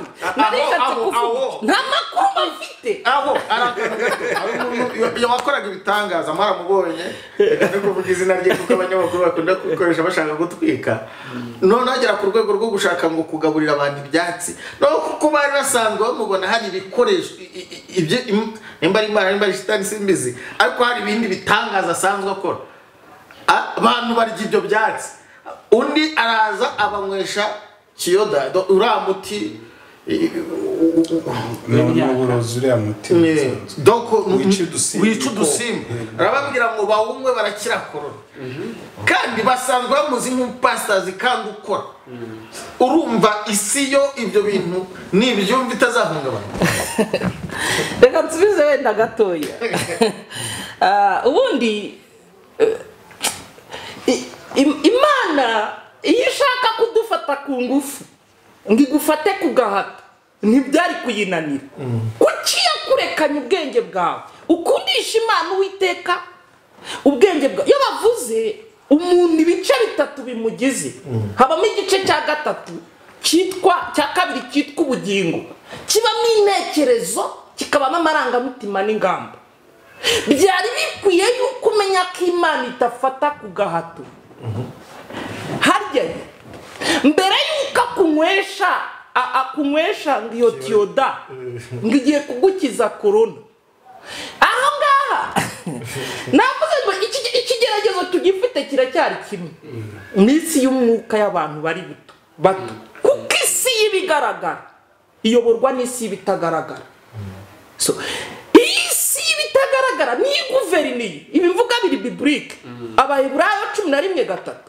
ngo ni isi y'ibigaragara ubundi iguverinwa n'ibitagaragara niyo mpamvu yongera ikayidominasiyo ni isi y'umwuka. Isi y'umwuka niyo idomina isi kuko abantu banabyumva kugira ngo wenda ukoresheje philosophically abantu babyumve ko mbere yuko ibintu by'imaterializa mbere yuko ibintu biza mu isi y'umubiri byose no mu buzima busanzwe apana no mu by'abarokora bibanza kuba mu cyuka bibanza kuba mu isi y'umwuka ahatagaragara no muri philosophy. Iyo bavuze ngo intambara y'ubutita kujya an example yoroshye ntabwo ari intambara y'amasasu ni intambara iri mu mwuka ariko iri buze kwimaterializa. Reka nkomeze nicyo bavuga hari cyo bita monde des idées na monde réel yahita ni inzu ubona turimo yavuye ahatagaragara no kugeza kuri twe tuvuga nakumenye kera ntarakurema uri hehe nakumenye utaramusoma munda yayo mbere yuko aho ovire na spermatozoide bihura ngo biforme futi hari ide narakumenye ndakurema nkuvanaho hataboneka nkuzana ahagaragara nicyo nari nshatse kuvuga kuba batoya mu mwuka nibyo byatumye ibi biba itorero risubire kumwimerera ibyo mwe muri kumbwira ngo none se ngari umukozi w'Imana kuba umukozi w'Imana se kuko yahawe titire nuko yagize gute umuntu ashobora kuba umukozi w'Imana isi y'umwuka akaba muto kubera iki ibyo yigishijwe buri gihe ibyo uhawe buri gihe ngewe nigeze nakira umupasiteri umwe arambwira ngo iyo ndi kwigisha mfite ikibazo kitanyoroheye ngo hari ijwi rinzamo rikambwira ngo nta mana iriho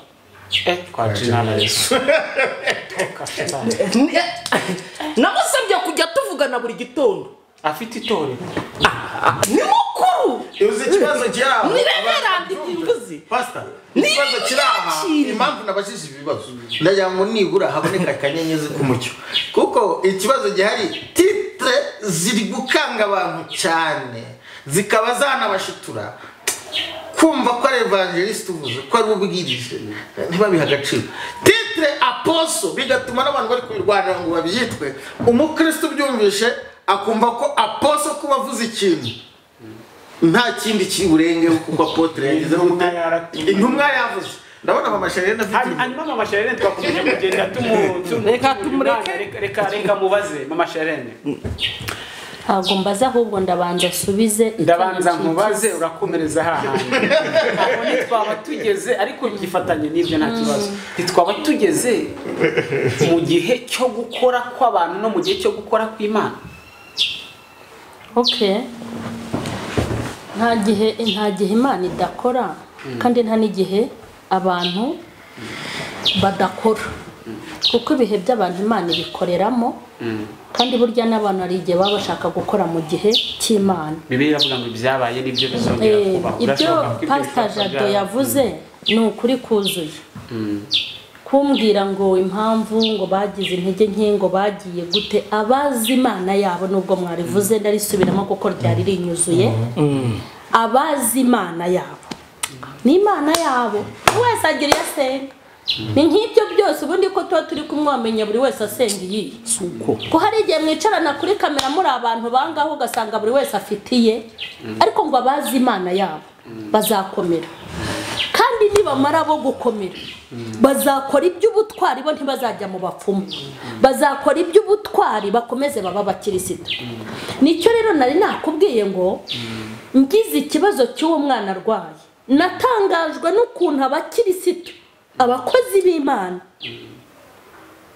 bananiwe kumusengera ahubwo bakanyohereza mu miti y'abanyarwanda ngo mu binyarwanda uri kumva njyewe rero hari imibare nabazi narebye imbaraga Imana yakoresheje indema ndeba imbaraga Imana yakoresheje indemera abana ndeba aho navuye naho ngeze sanga aho nanyuze nahanyujijwe n'Imana amen sanga amajoro yacu yakeye ni menshi Imana ibifitemo uruhare none ndavuga koko njye ku muntu ntazi njye ku muntu utanzi ngende mubwire ngo umwana wanjye ameze gutya ndavuga intumva Imana nabanyipfobeje 100%.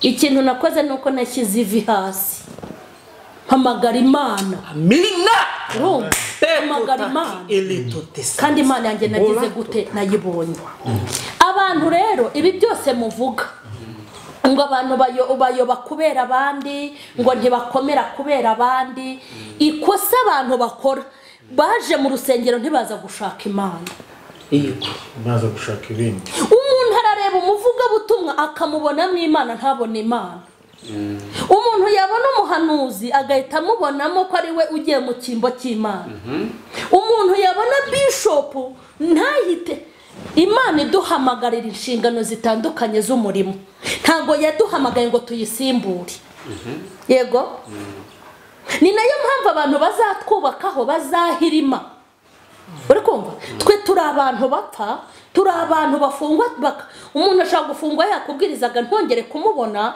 turi abantu bagwa turi abantu bananirwa turi abantu bacika intege ahubwo Imana idushyiraho yaradushyizeho kugira ngo twereke abantu inzira igera ku Mana none abantu bagarukiye kuri twebwe ntibagera hehe ntibagera ku Mana ariko bimwe yavugaga ngo abantu bashakana Imana umwete bazayibona kandi abayikomangira nabizabakingurira abantu rero bafite amakosa yo kwibagirwa iby'Imana yabakozeho bagatakaza agaciro ibaza Imana igufata ikagukura mu mazi Imana ifata umuntu ikamukura mu mazi ikamugira umugabo ikoresha imunyujije mu mazi akaba umuntu w'umugabo iyo niyo Mana yananirwa gukemura ibibazo byose twahura nabyo abantu ikintu cya mbere nibarenge ibyo bareba bigerere ku Mana abantu bazize kutayimenya ntago bayizi reka mbabwire ntago wabuze Imana yambukije Abisiraheli inyanja ubu ngiye ibintu bituma ntagwa ni byinshi abantu nibamenye Imana haleluya ni ukuri nta muntu wigeze umenya Imana ushobora kuyitiranya wapi uri ko ndemera ntushobora kumenya Imana itanga abana ngo uyoberwe igabura kuko ibiryo si byo bikomeye kurusha umwana yego ntushobora kumenya Imana ishobora kuguhuza wowe n'umusore n'inkumi ngo mubane mwubaka urugo hanyuma ngo muzayoberwe Imana ishobora no kuguma ikarukomeza umuntu uzi Imana yimenya mu mpande zose umenya Imana ishobora kuvura gripe ariko ukamenya n'Imana ishobora kuvura sida umenya Imana ikora ibyoroheje ukamenya n'ikora ibikomeye abantu ntibazagira uwo bapfana ngo barabayobeje abantu ntibazi Imana kandi ntago twende kubabwira ngo nibayimenye ahubwo nibayishake nibashaka Imana buri wese yimenyeriye barayishaka bate ko umuntu amenya ngo uko nkamwe nkabigisha nicyo Imana yabashyiriye ngaho ceceka nkubwire urimo kubavuganira ceceka butuje ariko ntumvugiremo ngo usubize urimo kuvuganira abantu ngo bayishake gute iyo umuntu ajya kurangura ibugande kwa bataza aho bategera imodoka kwa bataza aho banyura kwa bataza aho barangura abigenza gute ntushiduka ageze Kampala umva uko abigenza abaza bajyayo barangurira he bategera he tike nangahe nakitwaza ngahe abantu wivuga ngo bayimenya bati umuntu ashatse kumenya Imana yabimenya ubu se umuntu uko yicara akavuga ngo poye yarangiritse akabaririza amavuta naho yaba adafite amafaranga yavuga urikumva mu mbabare mbabwira aha hantu naho yaba adafite amafaranga akayahiga ariko kugira ngo kapoke kamere neza bishatse kuvuga ngo ibintu by'iyi si bibatunga uko bacuruza uko barangura aha makeya uko bashaka abakiriya uko bashaka abo baranguza barabimenya bamenya uko bashaka amafaranga bakamenya uko bashaka abageni bakamenya uko bashaka ibibanza bakamenya abafundi ba make bakamenya aba enjeniyeri ntago nibashaka kumenya Imana bazayoberwa aho bagira gute bayishakira. hanyuma Gedeon nk'umuteolojiye hari ijambo rivuga ngo bazayimenya gute ntawababwirije bazizera bate batumvise nk'uruhare rw'abavuga butumwa izo ministere eshanu abahanuzi abigisha abandi abahakuba intumwa abandi abahakuba izi nshingano zaba zisa naho zibereyeho iki mu gufasha aba bantu kumenya Imana ese bazayimenya bate hari umuntu dukurikiye uri Kinyamakara ufite smartphone uri muri Malawi uri muri Belgique uri muri Leta Zunze Ubumwe za Amerika na Canada uyu muntu ese ntabwo hazaho kureshywa kugira ngo akunde y'Imana azicara igitondo kimwe avuga ngo ngiye gushaka Uwiteka Imana azashaka iyandi iya Sawuli ya Yohana iyandi. urakoze cyane umbajije ikibazo cyiza hari akantu kamwe nshaka kugarukaho ubu hari ikibazo cy'uko ijambo ry'Imana rigenda riba ingume ritari kwiye kuba ingume kubera iki abantu bafata Bibiliya ntibashake kubwira abantu icyo Bibiliya ivuga ahubwo bagashaka kuyicamo ngo bo babwire abantu icyo bashaka kubwira abantu. Icyo gitumye rero abantu badashoboye kumenya n'Imana ahubwo abantu bari kumenya umuntu. Ni nayo mpamvu uzasanga kenshi intambara zose abantu barwana bazirwanira ku bantu niho bazirwanira kugeza uyu munsi. Hanyuma nashaka kuvugaho kandi imbere ngarutse inyuma ho gato muranyihanganira kwitwa tuntu twavuga ako kantu umukristo wamufasha iki wamufasha iki ibintu byo mu Kristo. Hari ikibazo kindi gikomeye ubuzima bw'abakristo babwubatse ku buzima pastor yigeze bivuga bwo ku publicité Satani yabaye publicité kugeza mu rugero rw'uko n'imyizere y'abakristo iri mu bwoba kandi mu kwizera Yesu byo nta bwoba burimo. Ubushize nigeze nigisha abandi kubasobanurira ko mu muntu harimo ibyumba bibiri kandi bitajya bishobora kuba vide byanze bikunze. Icyumba cyo kwizera kiri mu muntu akaba n'icyumba cy'ubwoba biri mu muntu. Iyo icyo kwizera kibaye vide ubwoba buruzura. Iyo kwizera habonetse ubwoba burahunga. Ndashaka kuvuga iki kintu abantu bacyumve. Mutekereze ko turi ku rugero rw'uko none n'ibigeragezo ducamo n'intambara ducamo tubwira abantu ngo twazitewe na Satani. Yego mumfashe kumva aka kantu kari logique nanjye nakamenye kampenze rekavuga kera nari nzi ko yimpanuka yari toye n'abantu Satani yaratwishe nkabibwira abantu numva difieri Satani yaratwishe abantu bazana message done ndo bifite ndashaka kuza kubabwira ikintu nusoma igitabo cya Yobu uzabona aho Satani asaba Yobu igice cya mbere umurongo wa 6 kumanuka igice cya kabiri ubona Imana imubwira ati wabonye ko byagenze gutya bigenda gutya ntiyandeka akomeza gukiranuka nubwo wanteye umva ukuntu bigarutse. Imana iramutanze ariko Satani nta mufiteho ubushobozi. Ndashaka kubabwira ikintu cyitwa pastor yahoze abivuga neza akabitsindagira. Iyo umuntu amaze ko umuntu w'Imana ntabwo Satani amufiteho ubushobozi bwo kumugaragura uko abonye. Nibyo Ashobora kumusaba Imana ikagira ikimukoraho ariko ntabwo Satani afite ubushobozi bwo kumugaraguza hagati uko yumva kose abibonye. Uyu mwuka ko twamaze kwiyakira ko n'ingorane n'ibibazo tugira twabiteretswemo na Satani. Niba mpuye n'ikibazo ni Satani unkubise hasi, niba mpuye n'iki ni Satani ungize gutya.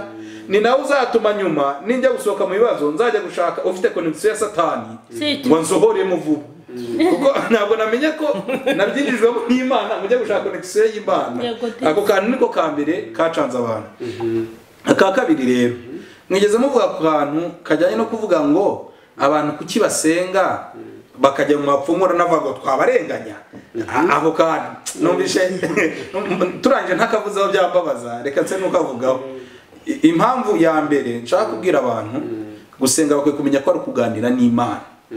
Abantu bakwiye kubyumva. Abapana gusaba.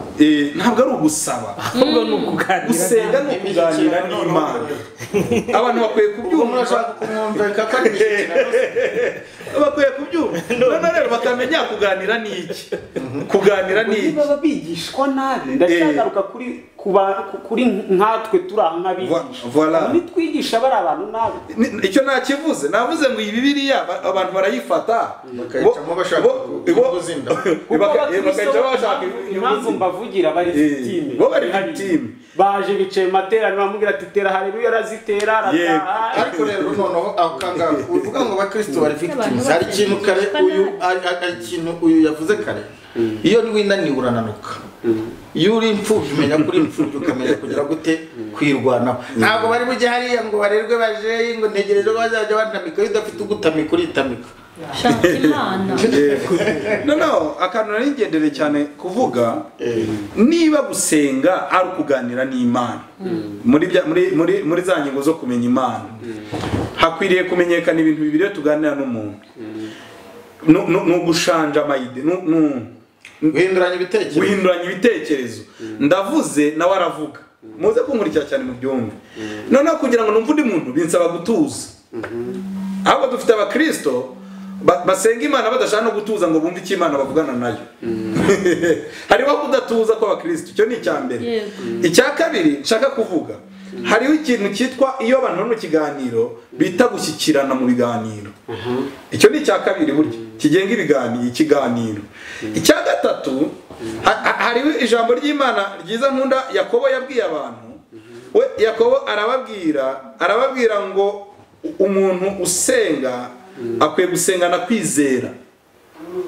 Donc hari uburyo tujya tuganira n'abantu, reka mbicishe mu mvugo natangije kuganira. Ariko uburyo nshobora kuganiriza umuntu mfitiye icyizere n'uburyo naganiriza umuntu ndi kugira ngo menyeshe. Yego rwose. Biratandukanye. Iyo nganiriza umuntu mfitiye icyizere, mfite uburyo ndi bubitondekemo neza kandi nkanamutegereza. Uzi ko hari ahantu tujya bakakubwira ngo andika icyifuzo cyawe hanyuma utahe, ariko ugasigara buri munsi ubariza ati nta kanimero nabona, ukomeze ubaririze ko cyamugezeho uzamenye ko yanagisubije. Siko se bijya bigenda. Ubwo ni uburyo buri administratif. Ariko no dufite n'ukuntu tuba turi inshuti n'umuntu bisanzwe nkamuha icyifuzo cyanjye nkumva nyine nta nicyo nkeneye kindi ko agikoraho no kucyumva nka mwene data. Hari abantu bafasha Imana nk'abayibwira nk'ababwira nka mwene data udafite icyo ari kandi nyuma bakaza kwikondana. Yego. Bakaza kwikondana kuki ntabyo yakoze kandi nayibwiye. Dogo urwego rwo kwizera abantu bakwiye kurumenya. Iyi Mana dukwiye kubana nayo tuyizeye. Akanyuma nshaka kuvugaho ku rwego rw'abakristo ngewe nandi kuvuga ngo kujya mu gipfumu impamvu nabakondana. Hariho ikindi kintu gikomeye. Aba bantu bakwiye kumenya ubumana. Ndashaka kukivuga. Divinity, ubumana icyari. Bakabimenya. Ubudahangarwa bw'Imana. Bakamenya ko Imana ni umwami, Imana ni umutware. Imana ishimwe. Ishobora gukorera ikintu ku gihe cy'abantu cyangwa ku gihe cy'Imana. Bakwiye no kubimenya ko igihe cy'Imana n'icy'abantu nabyo ari ibintu bibiri bitajya binahuzwa, utanafata ngo kimwe ugikuru ugishyiraha. Ibyo bintu abantu bagomba kubimenya. Ngenge nkunda aho abantu babyumve neza ibyo je dore gusobanura nuko ari bikubibwira nk'ababwira bano bigisha bahita bumva ibintu vuba. Imana ntikorera mu gihe cy'abantu ahubwo ikorera mu gihe cyayo. Yego by'abantu basobanukira mu gihe cyayo. Ngenge nkunda kubahereza urugero abantu, ngenge nkunda kubwitangiraho urugero rw'akantu Imana yanyigishije gakomeye. Nigeze mba mu gihe kimwe cyo kujya nkunda kumva hari ukuntu planning ubuzima bwanjye nimara gushaka. nkumva nzabyara umwana umwe nishakana na madamu nzabyara mu gihe iki n'iki undi avuka yari yaciyemo iki gihe nkabipanga pe nkumva nkurikije biology nize nkurikije n'utundi tuntu nzabigeraho nkumva rwose narabipanze neza pe buryo umuntu wese yamaze ati namubwira nti nzabyara umubare w'abana najya nkubwira abantu da nzabyara aba nawe nkumva nabishyize mu mutwe noneho mu mishakire yanjye Imana ibirankosoye marana n'umugore imyaka 3 tutabyaye narize biology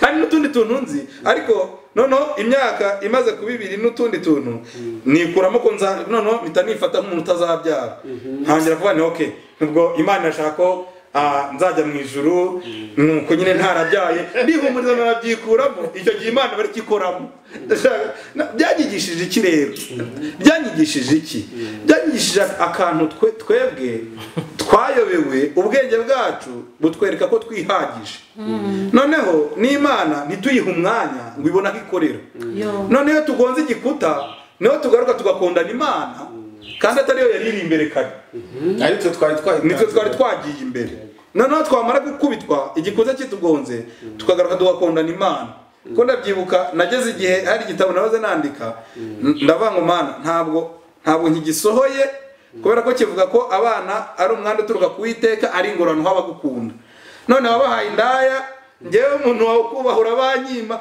domo njya gutera itiku ku Mana kandi iyo nza kuba ari kuko nashyize imbere aho abantu banabyumva wewe wibwiraga ko uruta indaya kubera ko udasambana nyamara ntuzi ko ukora icyaha cyo kutizera Imana kandi kiremereye wewe watanze Imana imbere ibintu bibiravuga ngo ikoreze Uwiteka urugendo icyaha ufite ari ibyaha twebwe kutizera ntibishoboka kayinezeza ntabwo byashoboka ko anezeza Imana ntibishoboka kayinezeza ku musozo rero icyo nabwira abantu ahubwo kuri kimwe abantu bakwiye kumenya Imana nibyo jambo rya mbere ibyo ntitwarisiga abantu bakwiye kumenya Imana kandi ntibayimenye byo kuvuga ngo Imana najya nkunda kubona kera hari umuntu ajya kunda hari umwana twajyaga ajya kunda duteraho urwenya akatubaza ngo uzi icyongereza ati ntacyo nzi atuvuga ngo subiramo icyongereza uvuga ngo icyongereza ubwo ngo urakizi uburyo bivuze oya hari n'abantu bazi Imana gutyo ku buryo umuntu mubwira ati uzi Imana ati Imana ndayizi ariko ukaba udashobora kumubwira ngo gira ibintu bitanu mbwira ku Mana wabishobora umuntu ubuze Imana gutya biterwa n'iki kumenya Imana gutya no kwiga nabi aba yarayibwiwe nabi ntaba yarabonye umwanya kandi kwiga nabi ariko numutaza gusura ikosa abigisha reka bavugira nawe ntukagira umwete wo kwiga abigisha reka bavugira Imana ntabwo yihisha abantu ngo bayimenye oya ntabwo yihisha abantu oya Imana umuntu wese uyishaka arayibona aba bantu babyumve neza rero hari uburyo abantu badashaka kumenya Imana ariko bagahindukira bakanashaka uburyo bigaragaza nkaho bayizi icyo ni icyambere abantu bakwiye gushaka Imana icya kabiri abantu bakwiye kuba mu buzima bwizera Imana s'il vous plaît bakwiye kuba mu buzima abantu bwizera Imana ijambo rya gatatu abantu bakwiye kwirinda kuba banyamugi ijya nino nagiye nkunda kubona abantu bafana ibirori byose bibaye iyo baciye mu bukwe bagakoma amashyi baca n'umukiriyo naho bakahita bajya gukoma niba nabita gukoma amashyi naho hose barahaboneka donc ibintu byose ntiwamenya ikimufashije n'ikitamufashije aca ku kabari babyina izi ngwatirano akagwatirana yaca babyina igisirimba akaguruka mu gisirimba aba bantu bateje akaga abantu bakwiye kumenya ko Imana itaguranwa njyewe uburyo nkumva kugira ngo ikorohere ni uburyo bw'ama-principles abantu kenshi bavuga ngo umuntu w'ama-principles ariko iyi Mana uburyo nabumvishe uko mwabivuze mwese tugomba kuyikurikira avec principe et détermination mu Kinyarwanda sinzi ukuntu nabigaruramo n'amahame no kwiyemeza n'amahame yego n'amahame yego mu gihe udafite amahame muri ibi bintu udafite no kwiyemeza ngira ngo byagora ari nacyo turimo turagenda tugana ku musozo arakoze Gedeon hanyuma Pastor François nawe tugana ku musozo tugiye gukoresha iminota ibiri muri aba batatu yaba we na Mashare na Pastor Jean hanyuma ndagira ngo umukristo cyangwa se mwene wacu ukora mu depo mu Nyakabanda by'amakara mukuru wanjye murumuna wanjye uri kwahirira inyana umukuru wanjye murumuna wanjye wari mu kabari Nyakinama ruguru iyo ngiyo amaze igihe gitoya akijijwe cyangwa se wa wundi wakoraga mu biro runaka by'akarere ahisemo gukizwa. Uyu muntu umuha inama nibwo akinjira mu rusengero ari kumva ashaka Imana. Inama nta yindi ni ijambo rimwe kino risque rienariya bishaka kuvuga iki ubwo mu Kinyarwanda ni ngiki mbega utagize ibyo yigomwa nta n'icyo abona. yego kandi ikintu kimwe ni ukwirinda kujarajara. Hari umugani w'Ikinyarwanda ngo nyamusahurira byose ngo ntagire icyo asohoza. umugezi w'isuri urisi Ngo umugezi w'isuri urisiba. Ni ukuvuga nibashaka gukusanya ibintu byose bazisibana ari bizima ntibabone n'isi ntibayibone. Ni ukuvuga ngo nibafokasinga avuga ngo naho ndiho naho napfa nzi ko nkundwa n'iki n'Uwiteka. Yesu azi ibyo ngira gute nyenya byose ndiki ndamahoro. Muganirize gato kuri principe zo gukura akurire gute muri urugendo yatangiye ubwo ngubwo wenda yabatijwe nta kindi munyurire mu ni kubanga iki gikuza umuntu rero. Ikintu gikuza umuntu no gusenga. Gusenga ubwo nabwo kereka tugize umwanya ariko gusenga no gusenga nyine nkuko mwabivuze ngo nukuganira n'Imana n'ugusaba ubuzima bwo gusaba agume mu buzima bwo gusenga. Icya kabiri gishobora kumufasha ni ugusoma ijambo ry'Imana. Sibyo kuko nta handi amavuta ava kandi amavuta niyo akuza umukristo ava mu gusenga. Aha kabiri ni ugusoma ijambo ry'Imana. Aha gatatu kwirinda gusaba yanga, kwirinda kujahagurika ngo ibije byose ngo hariya niho bishyuye. I'm telling you, abakristo bahurura nibo ba mbere bagwa. Ngo hano birashyuye. Umukristo uhurura, umukristo utagira musima uhurana n'ibihuruye aragwa. Nibyo nge navuga reka wenda n'abandi bongereho ibindi. Tugana ku musozo Masharene nawe aratubwira ese umukristo yifate gute muri iki gihe. Navuga ko turi nko mu gihe cyitwa cya Babuloni, igihe cy'uruvangavange. Iyo urebye ku bihe by'amateka y'itorero ubona ko nicyo gihe turimo turinjiramo, uruvangavange rw'ubukonje n'ubushyuhe n'iki ibyo byose muri rusange.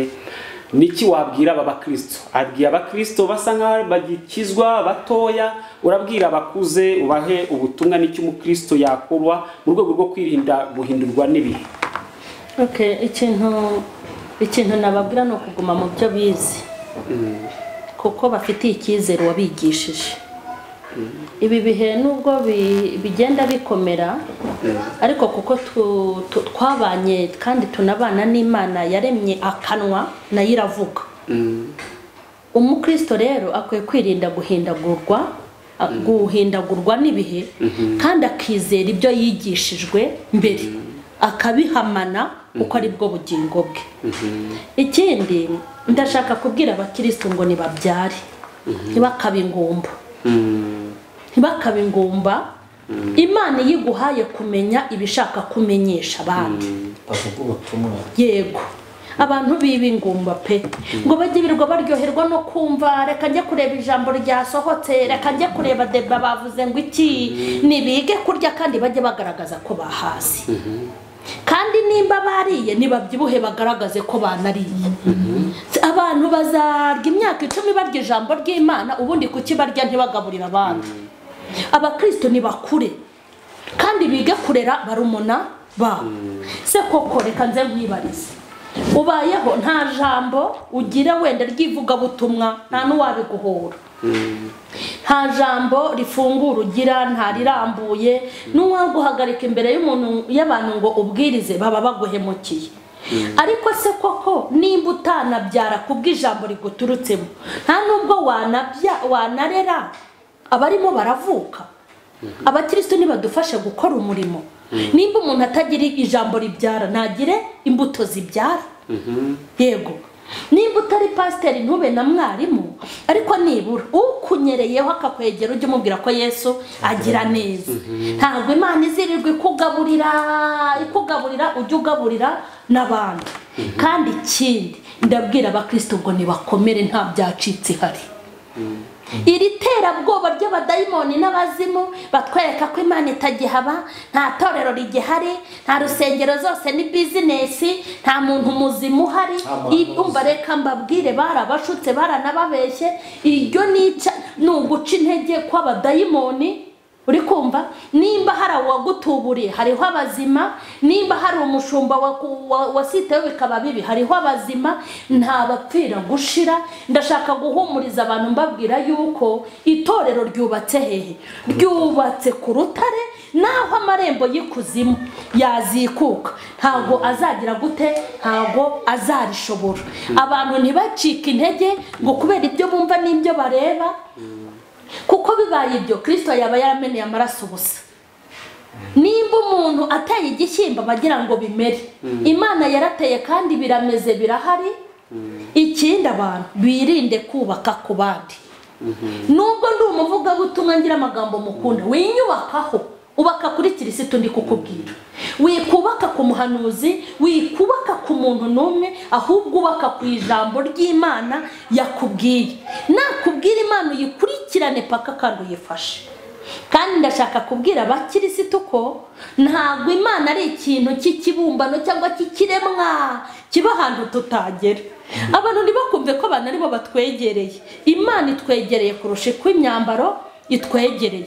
Hari abantu bagira ngo Imana ibakure bakitabaza abantu bakayigira mu kimbo, ariko Imana ni umubyeyi kandi wa twese ndetse utwegereye. Ikindi amahoro y'Imana akomeze kuganza muri bo.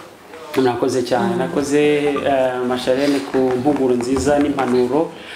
Tugana ku musozo, Pastor Jado, ndagira ngo tugaruke gato nko mu myaka 5 ishize mu gihugu cyacu hano mu Rwanda hari inkubiri y'abanyabitangaza, ibitangazamakuru ko byabitaga, n'abagabo badutse rwose. Navuga ko uwo mwuka wabahanzeho, wenda bafite background z'amatorero bagiye banyuramo, ariko twabonye Imana ibakoresha, bazura abantu, bakora ibitangaza bigiye bitandukanye, abandi bagakoza ibitambaro ku barwayi, tukabona ibitangaza mu buryo butandukanye. Havuzwe byinshi, bamwe bakorana n'imbaraga mbi, ndakavuga ati ngenda jyayo bakankiza, ese uriya ko twasenga, ese wamenya izi mbaraga razikuye he? Kuki iyi nkubiri y'ibyerekeranye n'ibitangaza yabaye igatera urujijo mu bakristo? Nuko batari bamenyereye.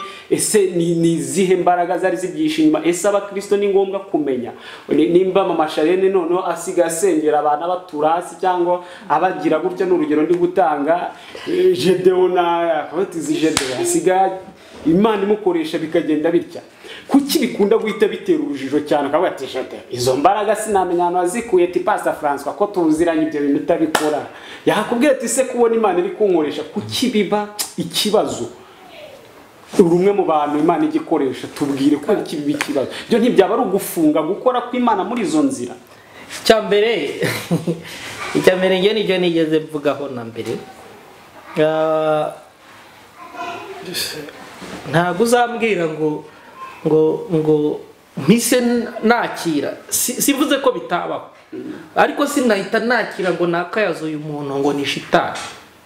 Simvuze ko bitabaho, kuko Bibiliya bigaragaza ko hari ibitangaza bazakora, sibyo? Ariko icyo nge nshaka kwemeza nta gushidikanya, igitangaza cyose cy'indengakamere kirenze indengakamere ngomba kugishakira ku Mana kuruta shitani. Iyo ni kote imwe. Kote ya kabiri, ibyo bihe bibasha kubaho, ahubwo nicyo kigeragezo cya mbere dufite kitatworoheye kumva yuko niba habonetse ibitangaza koko, kanongereho koko ku mpamvu zanjye bwite, bikaba ari koko ngewe impamvu nongeyeho koko bitari bitekinikana, nuko nzi ko hajya habaho n'ibitekinikana. Ariko niba habonetse ibitangaza koko, ngomba kubanza daboro kubishakira ku Mana kuruta kuri shitani.